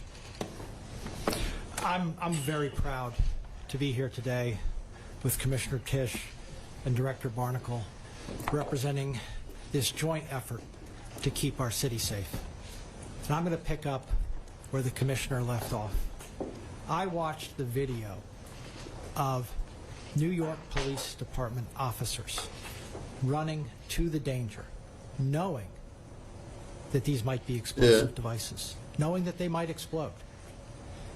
That is the kind of commitment that makes this city great. Thank you. Thank all your officers. It's tremendous. It makes me so proud as a New Yorker. As Commissioner Tisch noted, we charged 2 individuals today, Balat and Kayumi. They are charged federally with 5 counts. Attempted provision of material support and resources to a designated foreign terrorist organization. Use of a weapon of mass destruction, transportation of explosive materials, interstate transportation and receipt of explosives, and unlawful possession of destructive devices. The facts alleged in the complaint are just that, allegations. In our great system of justice, they must be proven, and the defendants have the presumption of innocence. Commissioner Tisch did an exceptional job outlining the facts alleged in the complaint. This is crazy because if it is a like gang activity, like an ISIS gang thing, fucking holy shit! Like that's not what we need right now, bro. Not what we need right now. A bunch of Homeland Security fucking attacks while Kristi Noem is vacationing on her last 3 weeks. These were ISIS-inspired actions, and it is chilling that they wanted to do something more than the Boston Marathon. That is crazy. Free speech and peaceable assembly are the bedrock of American democracy. But violence is not protected. And it's not protected protest. It's not protected speech. In New York, violence, particularly violence that has a terrorist bent, violence that is meant to chill free speech, violence that is meant to keep us from assembling peaceably, will be met with swift justice. This investigation remains ongoing, and we encourage anyone with further information to contact the FBI at 1-800-CALL-FBI, C-A-L-L-FBI. In closing, I want to express my deep gratitude for, again, the NYPD and all of those folks in my office who immediately answered the call and worked around the clock.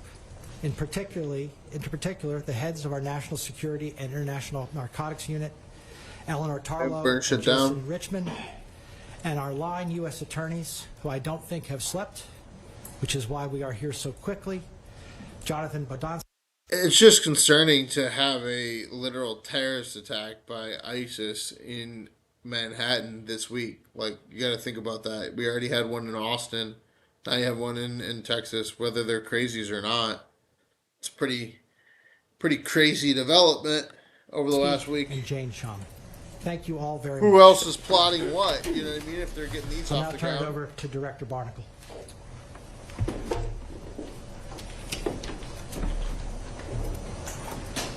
Thank you, U.S. Attorney Clayton. My name is James Barnacle. I'm the Assistant Director in charge of the FBI's New York Field Office. Today, alongside our partners in the New York City Police Department and the Southern District of New York, our office has announced federal terrorism charges against Amir Balat and Ibrahim Kayumi. On Saturday, March 7th, these 2 individuals allegedly threw one suspicious device and attempted to throw another during a protest outside Gracie Mansion. As the Commissioner noted, if it weren't for the bravery of 2 New York's finest, we could have had a much more tragic incident.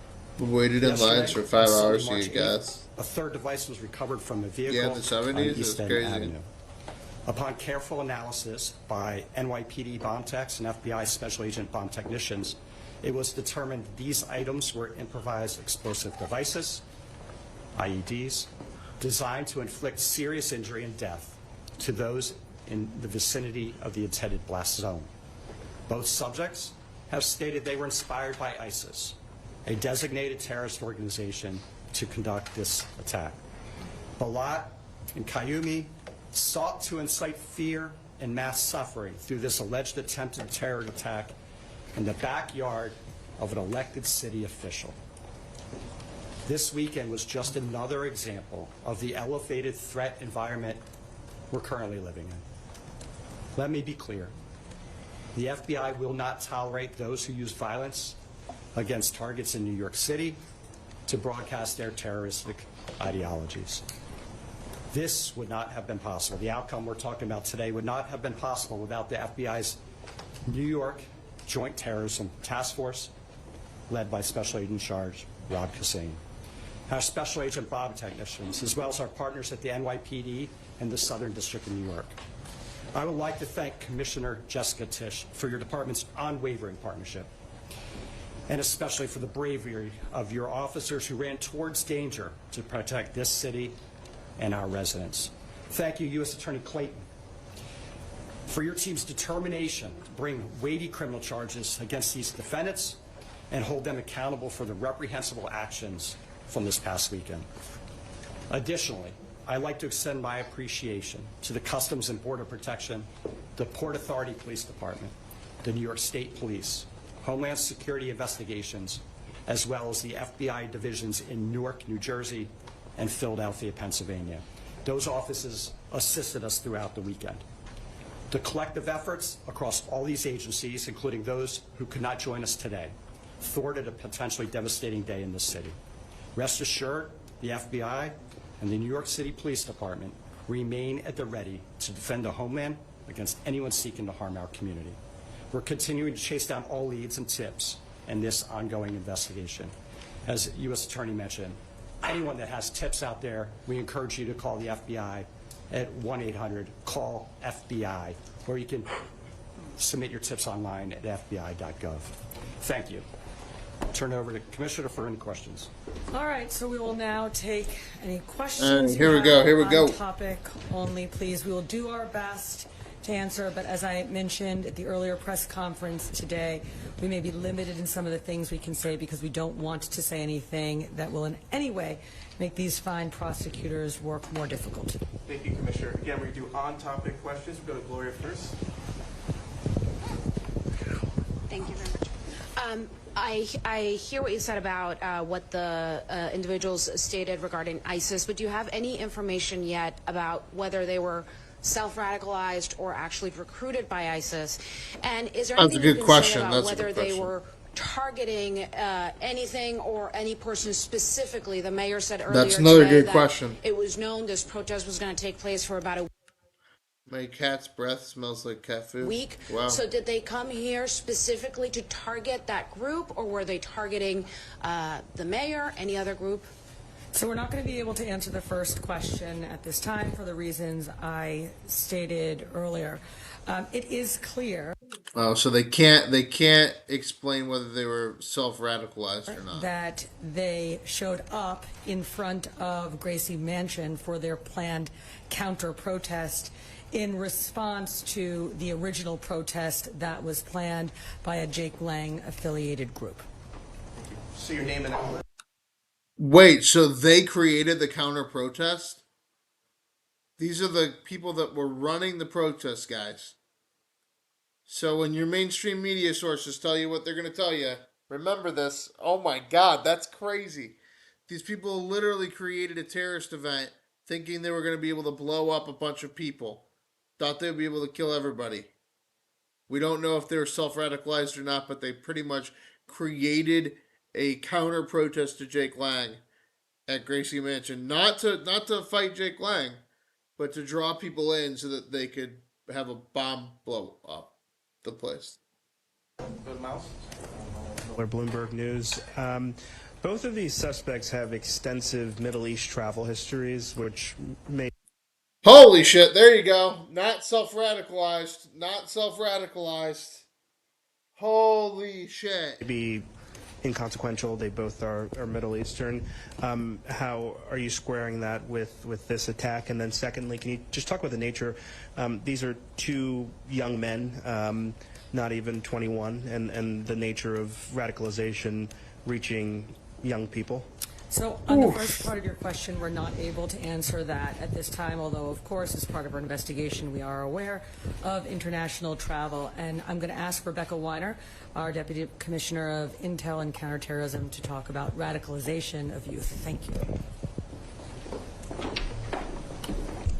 Thank you. And this is very much in keeping with the trend that we are seeing among ISIS-inspired adherents, both in the country as well as throughout the West. Younger and younger individuals who are radicalizing and mobilizing to violence. And this is taking place against the backdrop of social media, the dynamics of online culture. It's not limited to ISIS, it's across the ideological spectrum. Younger people mobilizing to violence, something we're tracking very closely. Thank you. We go over here next with CBS. Have any of... Oh, sorry, Jerika Duncan. You ready for the Civil War? This next generation's ready for it. They're going from for CBS it. News. They're already out there. Had any of these two individuals been arrested before? Do they have any type of record? And how much time are they facing? And if I could get a third question in, can you describe how destructive those devices could have been? How many people could have been impacted if they were successful? So I believe that the two individuals in question do not have criminal histories or criminal backgrounds. And Rebecca, if you could explain more about that IED and TATP specifically and what it was capable of. As the Commissioner mentioned, TATP is highly dangerous and extremely volatile.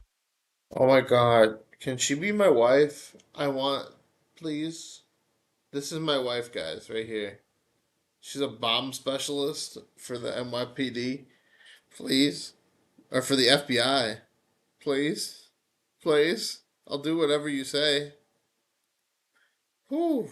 Hottie. And the NYPD and FBI bomb squads and bomb technicians did do controlled detonations of the two IEDs from the protest, which revealed a significant explosion. It's really important to note that had these IEDs functioned the way the perpetrators allegedly wanted them to, they could have caused death, destruction, extremely dangerous compound, an extremely dangerous place deployed. Rocco? Damn, dude. That's crazy. For Commissioner Tish, and I think also for Commissioner Weiner, what was the assessment of this event in the days leading up to it in terms of your concerns, A and B? What role did they play? Were they there in a primary capacity or in a backup capacity? So we had been planning for this protest for several days. Whenever there is both a protest and a counter-protest, that's something that the NYPD plans for very deliberately to avoid confrontation. Now remember, guys, though, the people that were doing the counter-protest, the official counter-protest, are the two men behind bars. They were in charge of the counter-protest. They deliberately created this event to do this.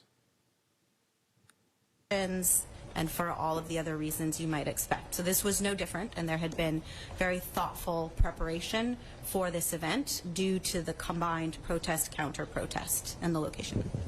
And I can just answer the question about SRG. SRG was in the area of the protest. They were there on in a backup capacity. We often have SRG around in an area if we think that it has a potential to get heated, so they were there. They were brought in after mayhem, as soon as mayhem ensued. How do you make that assessment? We got to keep moving, Rocco. Apologies. Well, just a quick follow-up. How do you make that assessment? Our commanders on the ground will make the assessment about when to call in SRG, but certainly... What the hell is SRG?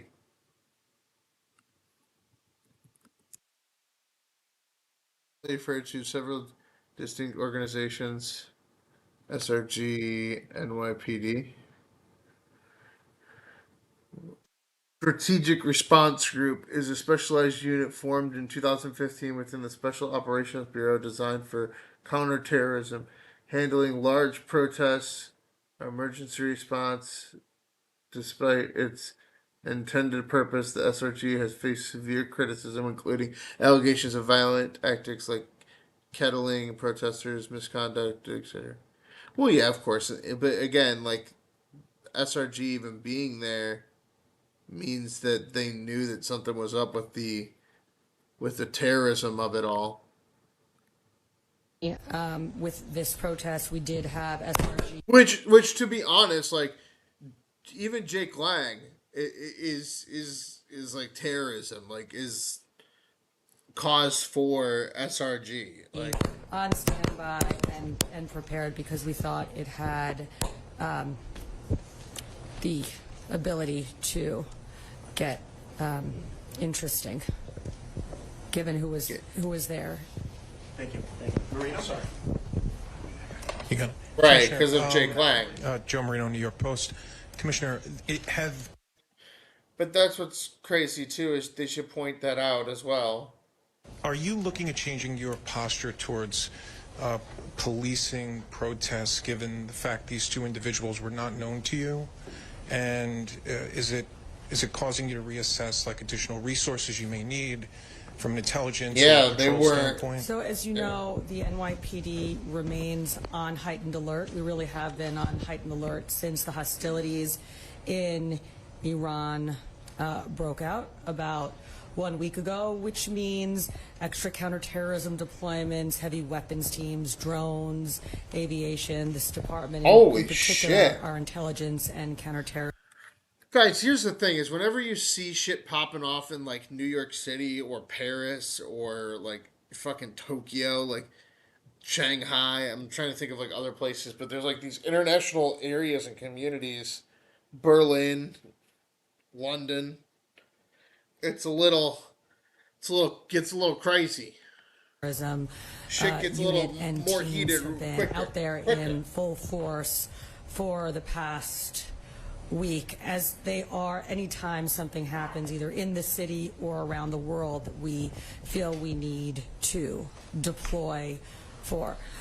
Look, this incident did occur at a protest, but it didn't have to have occurred at a protest, so this doesn't change our posture specifically on protests. The NYPD has been policing protests and ensuring New Yorkers' ability to exercise their First Amendment rights safely and lawfully for decades, but never more so, frankly, than over the past. Because like New York City is not just like a big capital city in America. It is a international haven, and any international havens having terrorist acts happening is pretty fucking crazy. Last 2.5. But it might be an American thing because we had the Austin one as well. Years where we have just seen a huge increase in the number of protests, and our officers, both our community affairs officers, our patrol officers, and our SRG officers are well trained and certainly well practiced at doing so. BBC. Thanks, Brett. Hey, Commissioner, thank you. Given the threat picture that you've been outlining, how worrying is it that a couple of guys from Bucks County can just drive into Manhattan with potentially vulnerable devices? Is it alarming, and is there anything you can do to stop it? Yeah, what the fuck? Thank you. So when we talk about heightened threat environment and when we talk about lone actor threat, this is another incredibly sobering reminder. We had one just a week ago in Austin, Texas.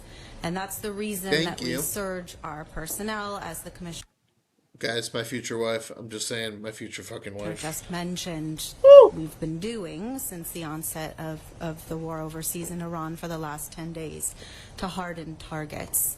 Of course, some individuals will mobilize to violence without tripping the wires that we extensively set. And in that point, then it is the bravery of our officers who contend with a threat as it's unfolding on our streets, and in this case, incredibly bravely. And I would just add there's a few pieces to this, right?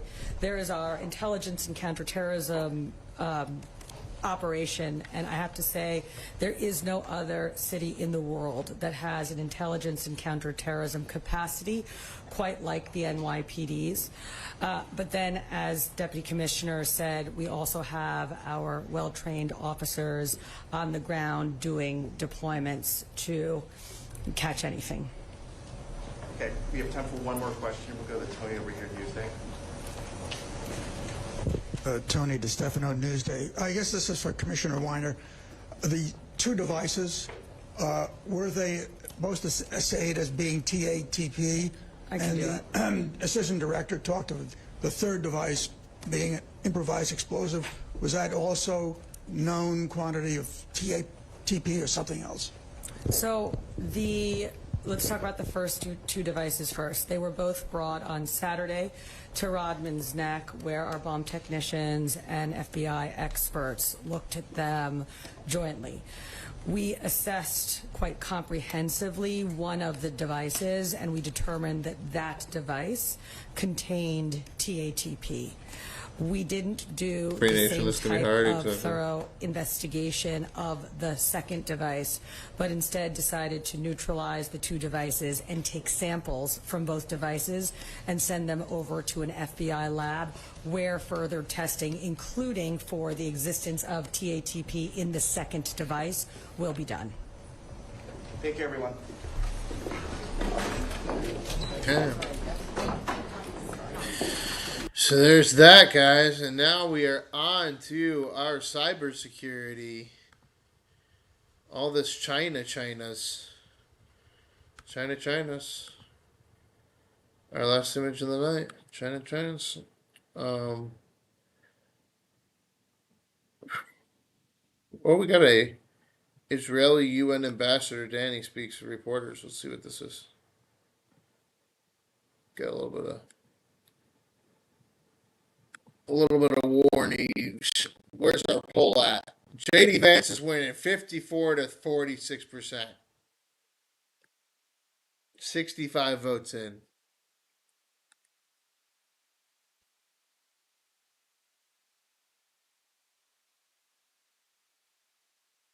Let's get this guy in here.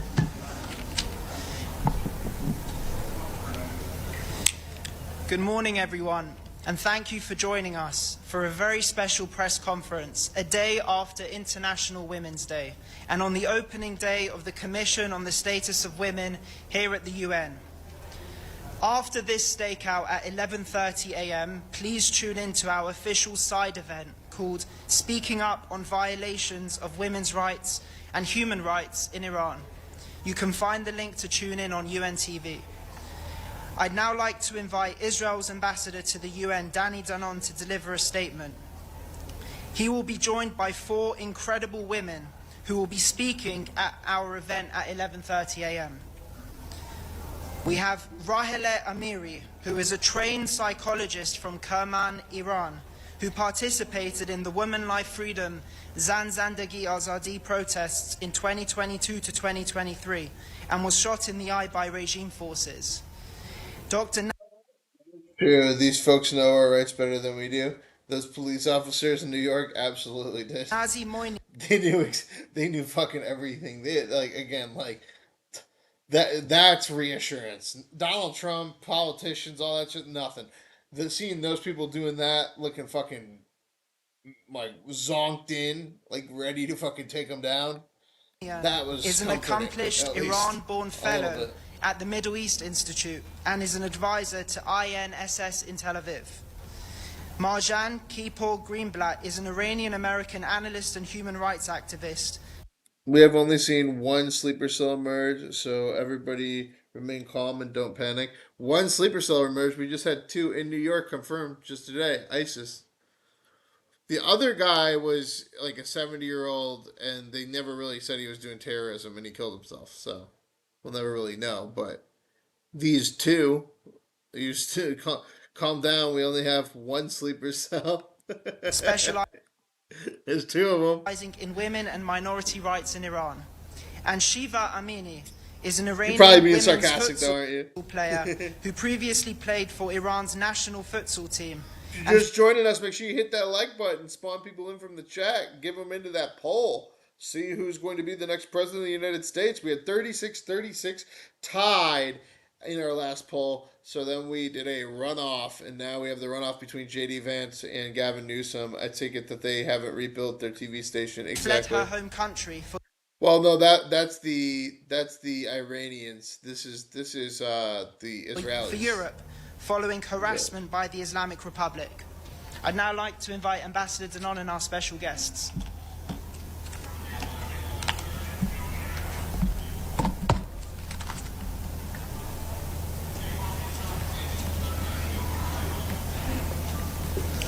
Good morning. Today, the UN opened the Commission on the Status of Women. This year, International Women's Day theme is Rights, Justice, Action. Oh no. For all women Oh and no. girls. Oh no. That theme could not be more relevant. That is why today we are hosting a CSW side event to amplify the voices of Iranian women, women whose rights have been denied and whose calls for justice have been silenced. But today, there is action. Here at the UN, Israel is amplifying their voices. And on the ground in Iran, alongside the US, He has like a and others, list. we are confronting the very regime that oppresses them. With me today stand some of the brave lionesses of Iran, survivors, activists, Just let them talk. women who have courageously spoken out against the regime, often at Sounds a like Arnold great Schwarzenegger personal on the cost. list. Shiva Amini, Dr. Nazi Munyan, Marjan Kaifour, and Rahel Amiri, who lost an eye after being shot by regime forces during the Women Life Freedom protests. For 47 years, the regime in Tehran has ruled through fear and brutality. Women beaten in the streets, arrested for showing their hair, dragged into prison for demanding basic freedoms. You go, A girl. regime that rapes, tortures, and kills women who dare to stand up. But Iranian women do not surrender. They resist. Just last week, the Iranian women's national football team, the Lionesses, refused to sing the regime's anthem before a match in a silent protest against the Iranian regime. They were immediately branded traitors and threatened on state television. Well, yeah, they are traitors. Oh no, they are traitors. Regime we are dealing with. A radical Islamist regime that spreads violence across the region and wages violence against its own women. To the women of Iran, I say this: your enemy is our enemy. Stopping this regime is not easy. Israelis are in and out of bomb shelters. Our neighbors in the region are under attack. But allowing this regime to threaten the region and continue its oppression is not an option. So we will continue to target the leadership of the regime and dismantle its nuclear ballistic missile capabilities. As the machinery weakens, you, Mardume Iran, the people of Iran, will have the opportunity to shape your future with rights and The justice for supreme women. leader of Iran, I think we'll In the find past 11 is a days, real fart Iran box has fired licker. missiles and Exactly. drones across the region, at Israel, at our neighbors, and at civilian targets. The regime has attacked more Arab countries in the past 11 days than Israel has in its entire existence. This is not defense. This is aggression aimed at destabilizing our region. That is why He's going to patriotically serve a third and fourth term before gracefully passing the presidency to an appointee. It's what the founding fathers would have wanted. Okay, I guess. Who are we talking about? You welcome talking the about statement Trump? you Are issued by are the you a Gulf Trump- Cooperation like a Council anti-Trump person? Is that condemning what it the is? Iranian regime's attacks on civilian targets and its violation of international law. The Gulf countries also called on the Security Council to clearly condemn these attacks and demand that Iran stop immediately. We agree. The Security Council must act. It must make clear that these attacks are unacceptable and that Iran must stop and surrender. Let me be clear. Changing it worked for the man at the FDR. top does not change the regime.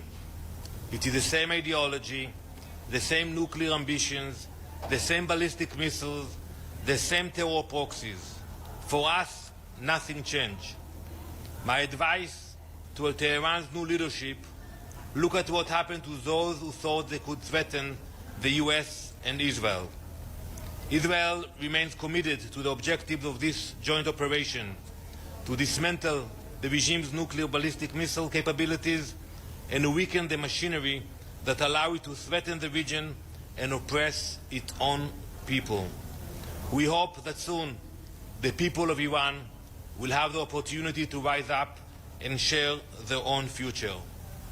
Let us pray that by International Women's Day 2027, Iranian mothers, daughters, grandmothers will stand here themselves speaking for a new reality in Iran, where women finally have what they have been denied for too long: rights and justice. I want to thank the esteemed guests that we have today, and I invite you all to join us at the event we will start momentarily. Thank you. All right, let's see here. What else? Did we get anything else in there? We got the Mondani Police Commissioner news conference on Greasy Mansion protest. Oh, he did a press conference on this too. What did he have to say about the Iranian fucking ISIS people? Freedom!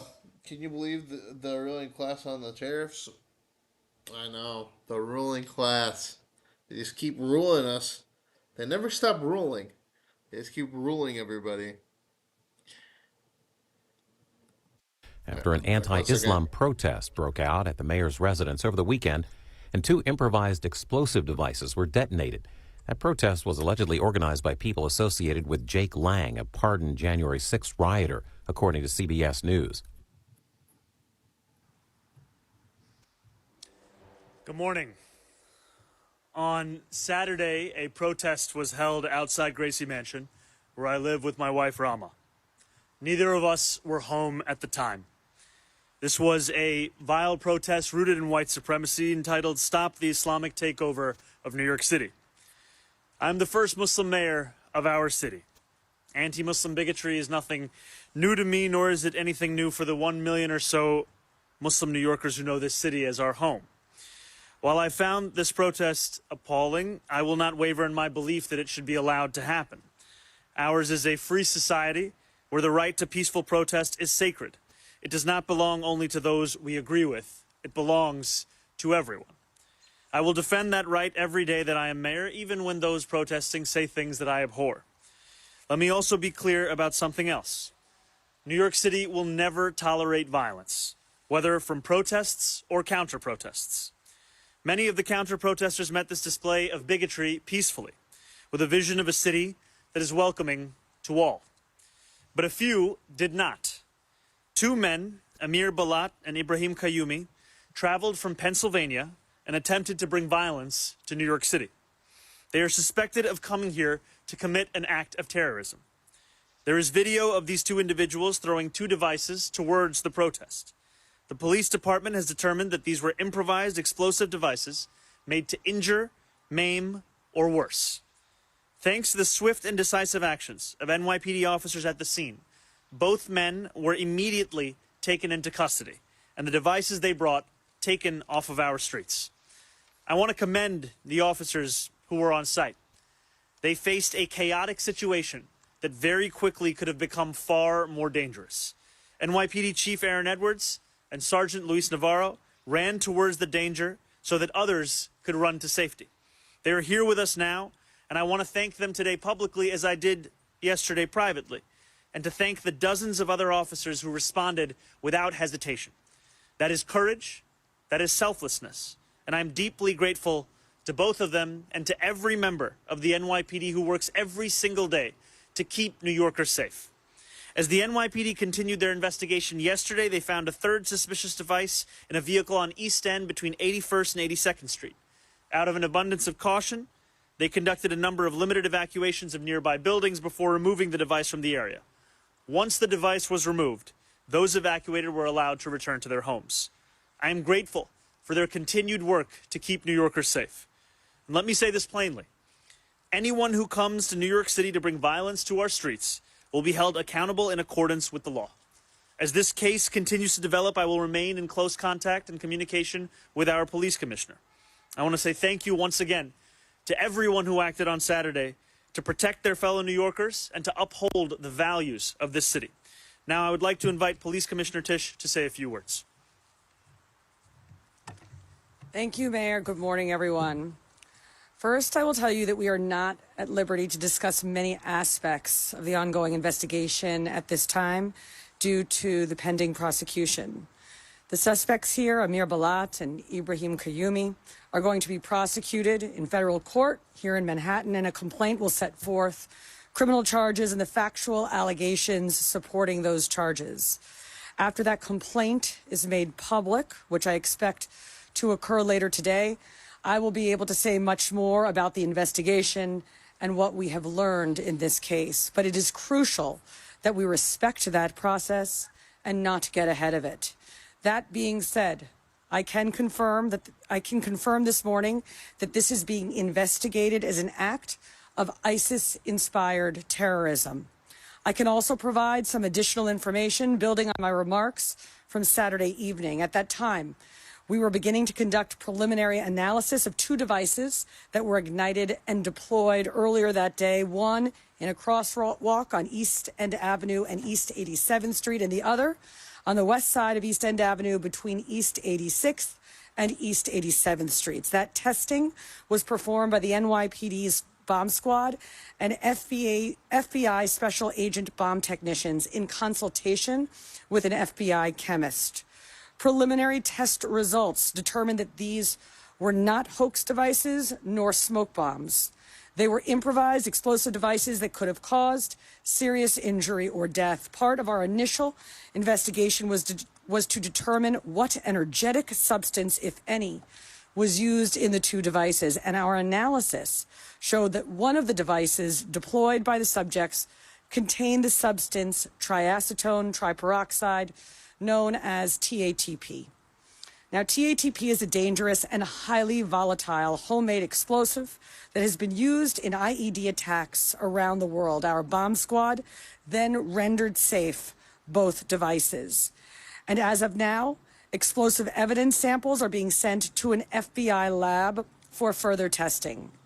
Our investigation also led our detectives to a vehicle that was tied to the suspects. And yesterday afternoon, patrol officers found that car, a black 2010 Honda with New Jersey plates on East End Avenue between East 81st Street and East 82nd Street. Using a robot, the NYPD's bomb squad was able to find another possible suspicious device and materials inside the car consistent with the first two explosive devices, and the area was immediately frozen and cleared. A limited evacuation of certain floors and certain nearby buildings was conducted while the officers secured the vehicle and removed this third device, which was transported to Rodman's Neck for further testing. This third device tested negative for explosive material. Once the scene was secure and deemed safe, residents were allowed to return to their homes. Now, we have been in a heightened state of alert in New York City since the start of hostilities in Iran, and we remain in that posture today. We will continue to deploy additional counterterrorism resources throughout New York City, including heavy weapons teams, K-9 units, aviation, and more. The NYPD is vigilant and determined in our unceasing efforts to ensure the safety of this city and the security of its 8.5 million. Crazy. All right. So first, Fox News and everybody clipping the top of this, but not covering the rest of his 3-minute speech there, and acting like Mondani was trying to, be like fighting against this or saying that Jake Lang deserved it or some kind of crazy shit like that. Ridiculous. He clearly was trying with best intentions to say, hey, I'm a Muslim and I recognize these problems and I understand, like, because you gotta, he's supporting his side while also telling his side to stand down. I also now see why this lady is wearing that fucking Star of David right next to that Mondani fella all day. If I was the police chief, I'd be wearing that fucking thing too. Because it didn't seem like he was too worried about the goddamn ISIS people. He was more worried about, communicating that Jake Lang was doing a protest, which he's the only person that brought that up. Every other person left that out of the equation, which it should be left out of the equation. It's about the 2 ISIS members throwing a bomb. Residents. We also cannot lose sight of how serious this situation was. The last time. Thank you for hitting that like button. Make sure you hit that like button, double tap. We're really close to hitting our best like of the week, our best job that we've done all week with our live stream. That an IED targeting people was deployed in New York City was in 2017 when Akayed Ullah detonated a device strapped to his torso in the pedestrian underpass connecting the Port Authority bus terminal and the Times Square subway station. No one other than the attacker was injured in that incident. And once again, we were fortunate that the devices used this weekend did not cause the kind of harm that they were certainly capable of causing. But luck is never a strategy. Devices like these have the potential to cause devastating harm, which is why the NYPD does thorough counterterrorism investigations and treats every incident of this kind with the highest level. Yeah, look at the way that what she has to give, being right next to that fucking Mondani fella, right over here. And what did he say? He stood up there and went, "Jake Lang made fun of me at my house, but that's not the problem. The problem is the guys throwing the bombs."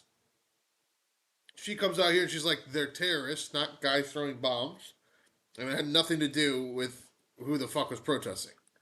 Of urgency and care. And it is why we remain vigilant.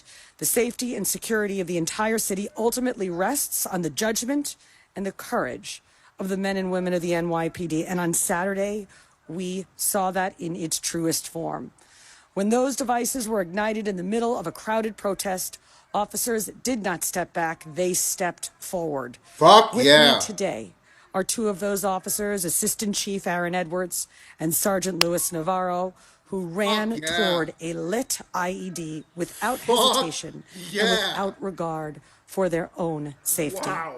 Acting as police These 2 right here. Wow. officers do on instinct and training to protect people they did not know and would likely never meet. Moments like that remind us what policing truly requires, because behind every counterterrorism operation, every bomb squad response, every emergency call that sends as they're doing this press conference, trying to give the public the information, if you listen closely, you can hear some irate person just screaming, I don't even know what, protesting, I don't even know what. It's can't even get a break, can't even get a second. But again, why are you doing this fucking press conference outside at Gracie Mansion? Trying to distinguish that, it's safe? Then you got protests outside of Gracie Mansion. It's just... Officers running towards danger. There are human... Mind you, this press conference at 9:05 a.m. this morning. Who make the decision to step forward when others are running away. Chief Edwards has been a uniformed officer for nearly 23 years. He is, as of December, our newly minted borough chief in Manhattan North. Chief Edwards joined this department after witnessing the heroism of NYPD officers on September 11th. And on Saturday, we saw that same spirit carried forward in the way that he responded. Sergeant Navarro has spent the past 11 years serving the city he grew up between Puerto Rico and New York, eventually settling in Washington Heights and the Bronx. and joined the NYPD after a close friend encouraged him to take the exam. On Saturday, he and Chief Edwards responded with calm judgment and professionalism that situations like this demand. Together, they represent the dozens of cops who were safeguarding that protest Saturday Respect for afternoon, them. and the nearly 35,000 members of this department who stand watch over New York City every day. Our entire city owes all of them a debt of gratitude, and although I've said it to them many times already, I will never tire of it. Thank you for your service. We'll now take some questions. Time for a few questions. We'll start with Jake, AP, right here. Right here. Sorry, we have a microphone too. I know you can't really go into so much detail at this point, but given that you are saying this is an act of ISIS-inspired terrorism or being investigated, can you give us? Sorry, could you just speak up a little bit more? Yeah. Can you just give us any sense as to what information you may have to indicate that this is, possibly ISIS-inspired? Also, the commissioner mentioned the heightened state of alert related to the war in Iran. Any indication at this point that there's a connection? And then just also, do you know why they wanted to come to New York and this protest in particular? So I'll pass this over to our commissioner to answer some of the specifics. So, Jake, at this time, we do not have any information Good boy. Good boy. Good boy. You did that it. connects this investigation to what's going on overseas in Iran.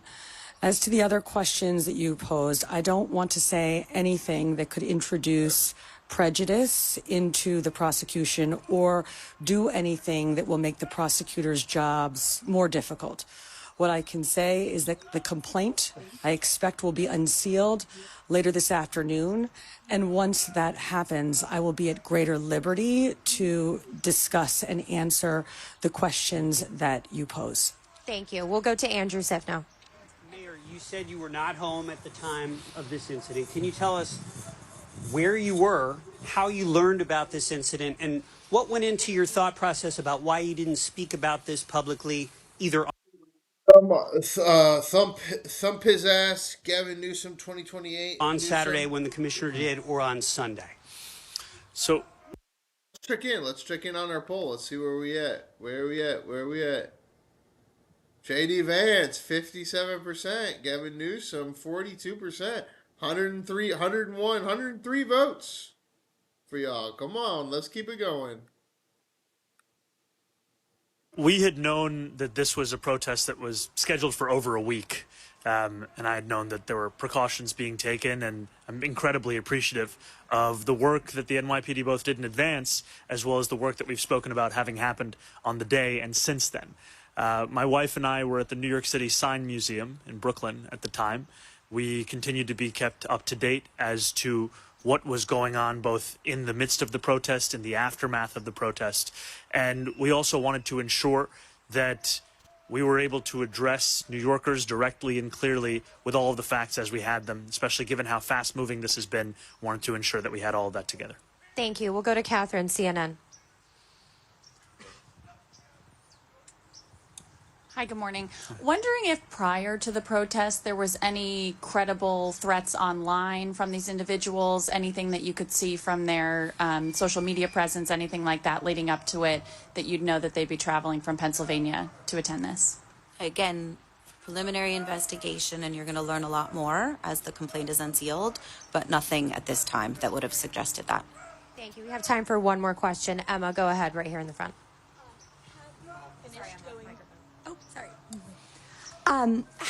Has the team finished going through the devices of the two men associated? And also, is there anything known about a possible third individual who was with them?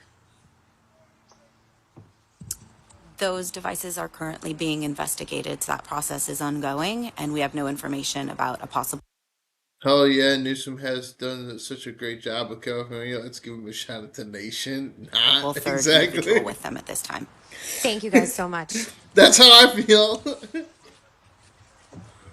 don't know why this is something we're even discussing still, y'all. Why are we still discussing this, y'all?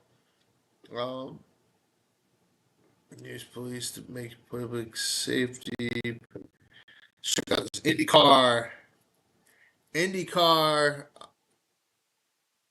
I don't see HUD in the chat, but it's HUD. He was super into NASCAR. This was his thing. America 250. So this is federal and municipal officials unveil the race course for a Grand Prix in downtown Washington, D.C. that will take place on June 14th. The race is part of the celebration of 250 birthday. Holy shit. So when they're doing the same night that they're doing the UFC White House Freedom 250, they will be also doing a Grand Prix.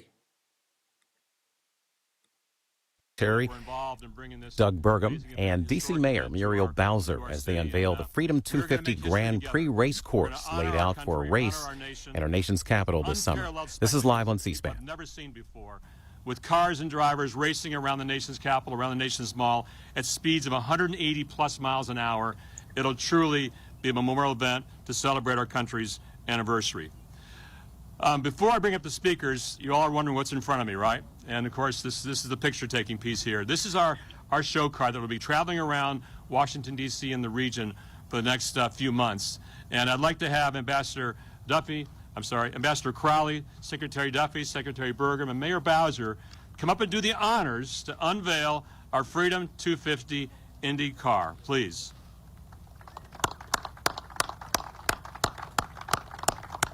What's it look like? It better be American as fuck. Better be American as fuck. Ready? One, better be the two, most American three, go. thing I've ever seen. It's American. It's not the most American, but it's pretty American. What do you think, Secretary? I like it. Check to see if the keys. The keys are not in it. I understand Mr. Duffy wants to get inside of it later on. That was Burgum. Oh, Burgum wants to get inside of it later on. But, so you'll be seeing a lot of that. In fact, the Monumental Sports folks have been gracious enough to have that being in their building for the next few months. So you'll be seeing a lot of it at the sporting events as well. So there's a steering wheel. There you go. Exactly. Well, thank you for unveiling it. Now we'll get on to the remarks here. Thank you, Ambassador. You know what? There's a lot of people to thank, as I mentioned, that have come to the table to allow us to have the event.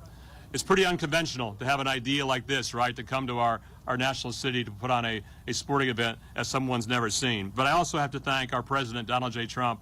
He was the one that provided us the executive order to have the event. Originally, our idea was to have the race across the city, across these streets, and that didn't go about happening. So we brought it to the city. I want to thank Secretary Burgum for allowing us to be on his property here, the National Mall, to allow these racers to come to here. I want to thank the mayor and her team who have made this possible as well, too. A couple things. This will be a 501c3 structure. Why is that important? We're taking no profit off this event. 501c3, number one. And importantly... That's fucking cool. That means it's going to be a public event for everybody to see. That's fucking cool. And most importantly, all the fans that come to see our event can come here for free. That's fucking awesome. And it's the guys, that's the craziest. I know it's Donald Trump's birthday, but it's the craziest thing that's ever existed. You literally get to watch an IndyCar race, and then you get to sit in the lawn and watch a UFC fight. It's America. I say it again, can come here for free to see this event. And Madam Mayor, the proceeds we have left over from the event, we plan to donate to local D.C. charities. So that's a big part of our mission as well.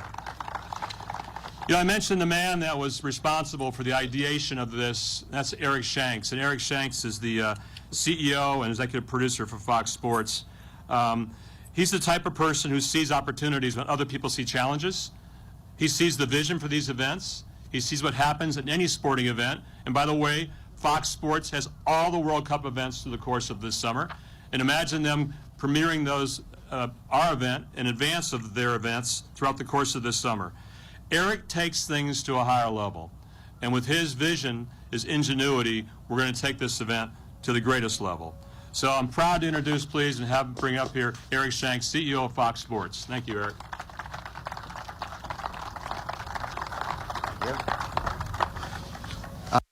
All right, we don't need to get into that. That's just a bunch of bootlicking on each other. Duffy will probably go up there and say something as well, but that's pretty fucking cool, right? I think that's pretty fucking cool. Trump admin speaks to officials. Did we get this, or did they say no? No, they did not speak to officials, so they just left it at Trump Daddy's comments on that one. Got these Chinese form, Administration of Cybersecurity form. Trump visits restaurant in Dole, Florida. What's this all about?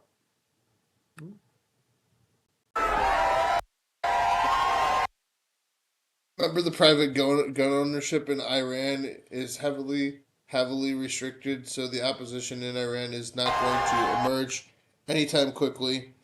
We are in this, sadly, for the long haul. I don't know. We'll see. We'll see. Trump Daddy with the Venezuelan flag in the window, coming through Dole, Florida, going into a Mexican restaurant, or a Venezuelan restaurant.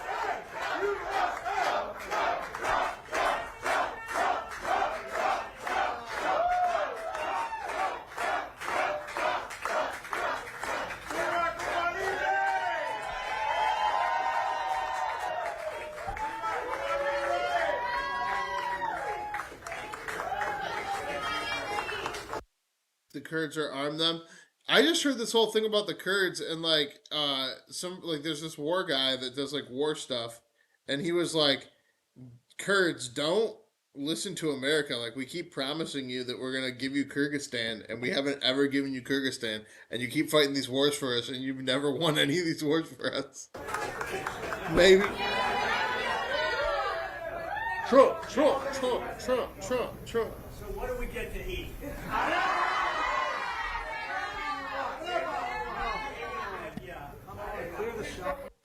It's always like a bunch of fucking really old people that they get in these things.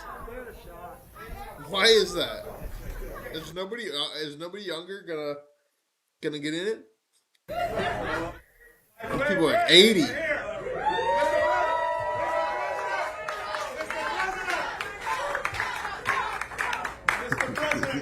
Dad's right here. 87 years old. Sir, you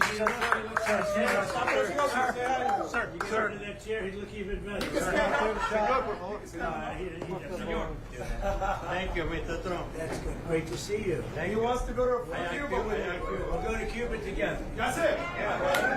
They're gonna go to Cuba together?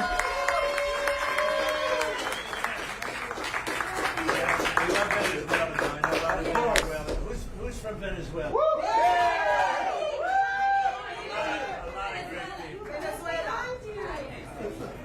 Because they have money. Ah, you're right, yeah. We came to get some food for Air Force One. Yes. I recommend that. Thousands of people outside. Yeah. You're gonna make a fortune. You're gonna make a fortune. Right here. He owns everything. He owns gas stations. He owns everything. He's been my friend for a long time, right? You have been the best president we have seen in our life.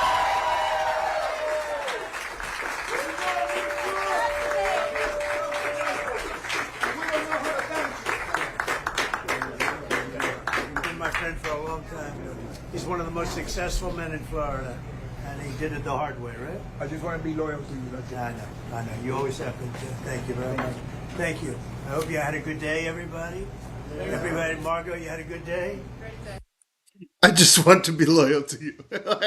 How's Margot doing? Good? And I love Donald Trump just be like, I know.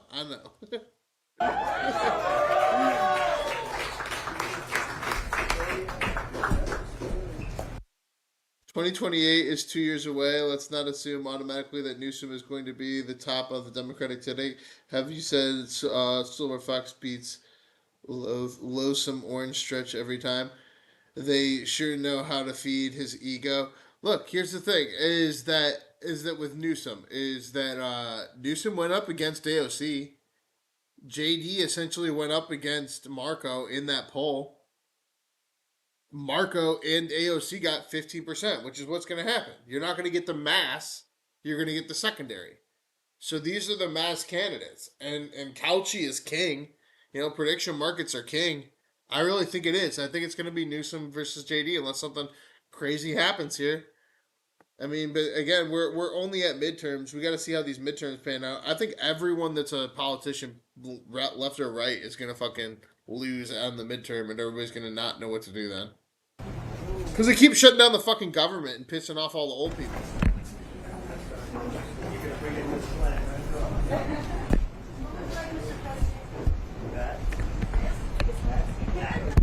Greatest generation. They know what to get. They know how to feed his ego. Yeah. By the way, these are the people that we need to thank. They're the ones. That's our army. That's our Navy. That's our Navy. That's our Air Force. So I'm going to give them the number for the next thing. Correct. Oh yes, absolutely. You got it. Got it. By the way, he said it. He's going to take care of it. He just broke me, but that's okay. No problem. We're going to give it to you. Yes. Thank you very much, everybody. Thank you.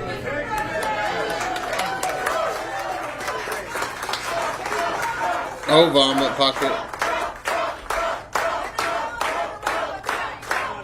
This is your gift, by the way. She's been nice. She's been very nice to me. Are you rooting for Venezuela or Nicaragua tonight? Well, that's going to be a big one, huh? You know, I have support from both. Great supporters, you know. It's going to be great. When does that go on? Tonight, I believe. That's big, huh? Classic, yes. Wait! Remember when he was running for president and they did the same thing and they made everybody choose one and he chose one? He's not choosing any. I love all of them equally. That is not the Donald Trump that I remember from the campaign. Thank you. I do like them both, actually. Thank you, man. Appreciate it. I appreciate it. He likes Marco. Who doesn't? Yeah. Who doesn't like Marco? You have many other people? Yeah. Van Bundy. Oh, yeah? You love her? She's one of the best. She's wild. She's fantastic. Okay. Good. He likes my people. So, yes. Thank you, everybody. See you in the place. Thank you.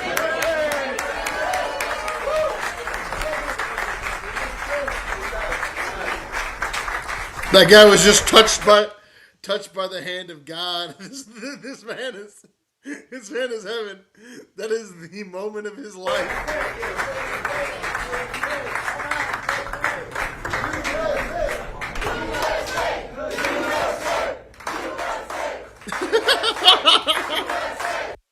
Marco Rubio 2028. Absolutely. Let's spin that. That's where I feel. He got the least. Well, he got second least. He got more than AOC got in our last poll. But here we are. Make sure you hit that like button. Hit that subscribe button. Watch the YouTube shorts coming out every day. $3 a month gets you a little logo in the chat. Helps us move the channel along every single night, 7 p.m. till the end of the news. We are going to wrap it up soon here tonight. We're dwindling on our viewership and we only got much left to do. But right now, JD Vance taking a sweeping turn on Gavin Newsom, 62-38 in that secondary poll for tonight. Let's see what else we got.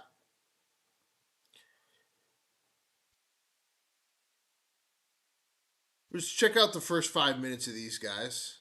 So this is North Carolina governor does remarks on critical needs for this budget.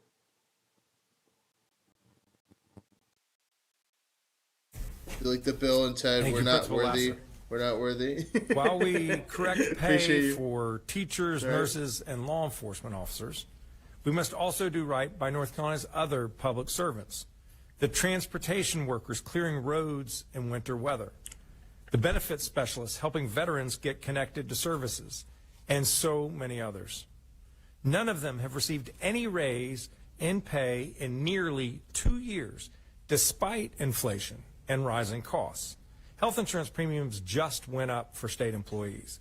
So essentially, our state employees are being asked to do the same job today for less money than they earned a year ago. Let's fast track a raise in pay for state employees and a cost of living increase for our retirees. In addition to our health care, public safety, and public education needs, many other critical public services are underfunded. In this critical needs budget, wow, what a great budget. It's just give me money. Give everybody money. Give everybody however, money. I am not including all of the important needs that state okay. So just the first 10. State government today faces, because I expect the legislature to pass a comprehensive budget relatively soon. However, there are a handful of other truly urgent needs that cannot wait for them to work through all of their differences. These include the following. The State Bureau of Investigation's operational budget is in the red because its caseload has dramatically increased in recent years. 262 child care programs have closed since the state last passed a budget, in part due to inadequate child care subsidies. And children there are no solutions, only solutions. Exactly. Who are injured or killed in service to our country are being denied scholarships that we promised them because the legislature has not passed a budget. More than 1,400 of these deserving students had their scholarships reduced, and more eligible students were denied the opportunity to apply because there were no funds. We cannot abandon our promises or neglect our critical services. We're going to work together to develop a comprehensive, fiscally responsible budget for the short session. But before we do that, let's act now to keep North Carolina strong and to address certain critical needs. Together, we can lead our state and stop the bleeding.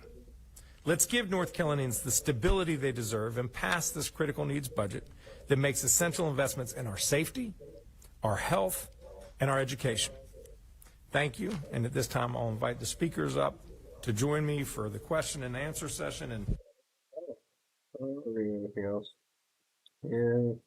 He's a governor, ask for money. All right, Louisiana State Governor's State of the Union address.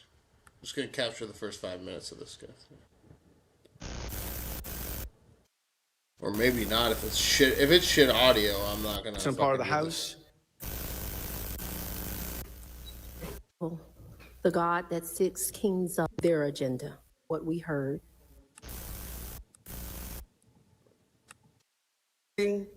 Our taxes would not be lower. Our insurance reforms would not be working. Our budgetary discipline would not exist.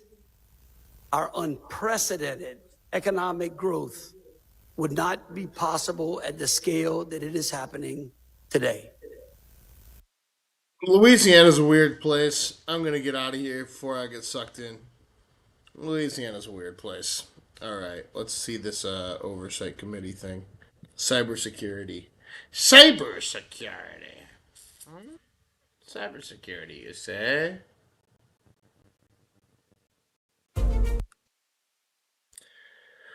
Where are we at? 63 to 37. Oh, man, I'm feeling good about those results. I'm feeling good. We're going to get a J.D. Vance presidency tonight, guys. That's the type of audience I want. Appreciate you all.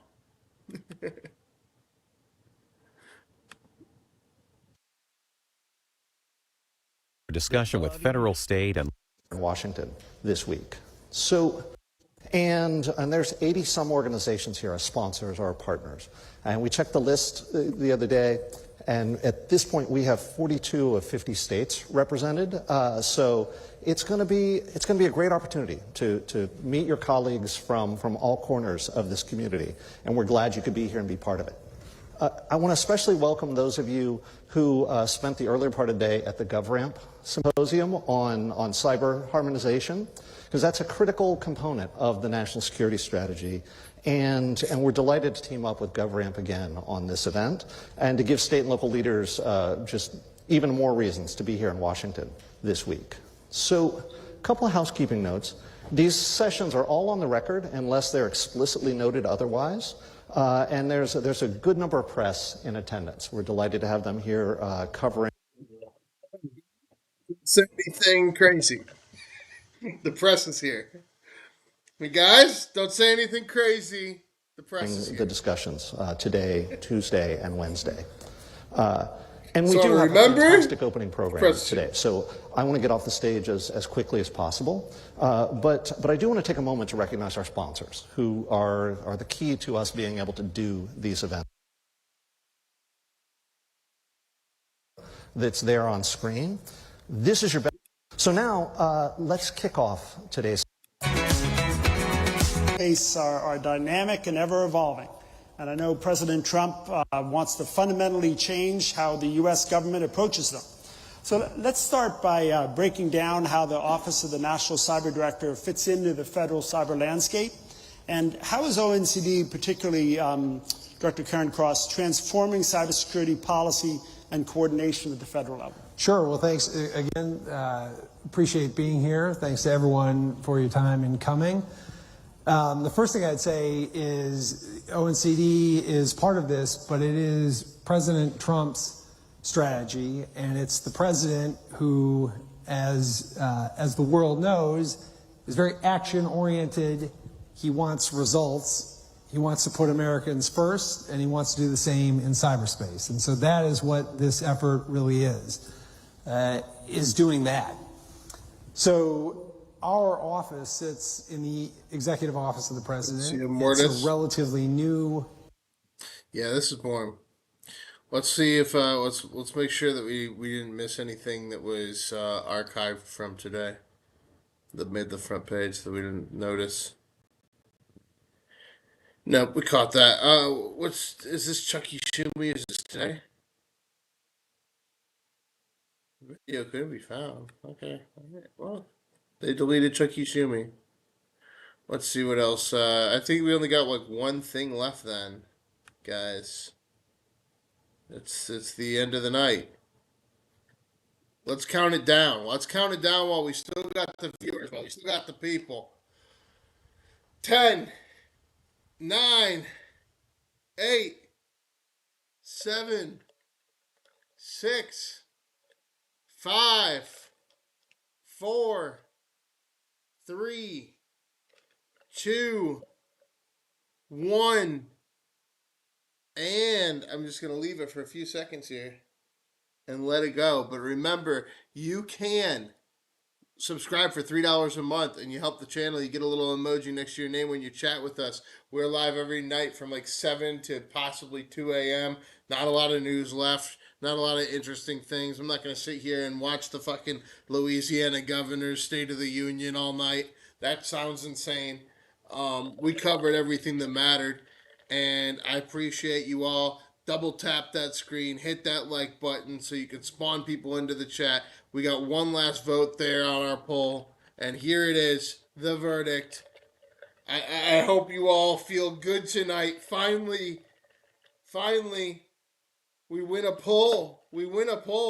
J.D. Vance beats Gavin Newsom 62 to 38% tonight. Yay. Thank you, Michael Osum, our admin, for our mob that stuck with us tonight throughout the stream. And I don't know if we have any of our other mods that are still here or not, but I appreciate everybody else. Let's see if there's anybody else I should shout out here. Michael Olson, E-Dog, Devarius, Immortal, Sitgen, Cat Fessel. Thank you all. Appreciate you all. We will be back tomorrow with more news and more interesting things. Let's see. What do we got tomorrow?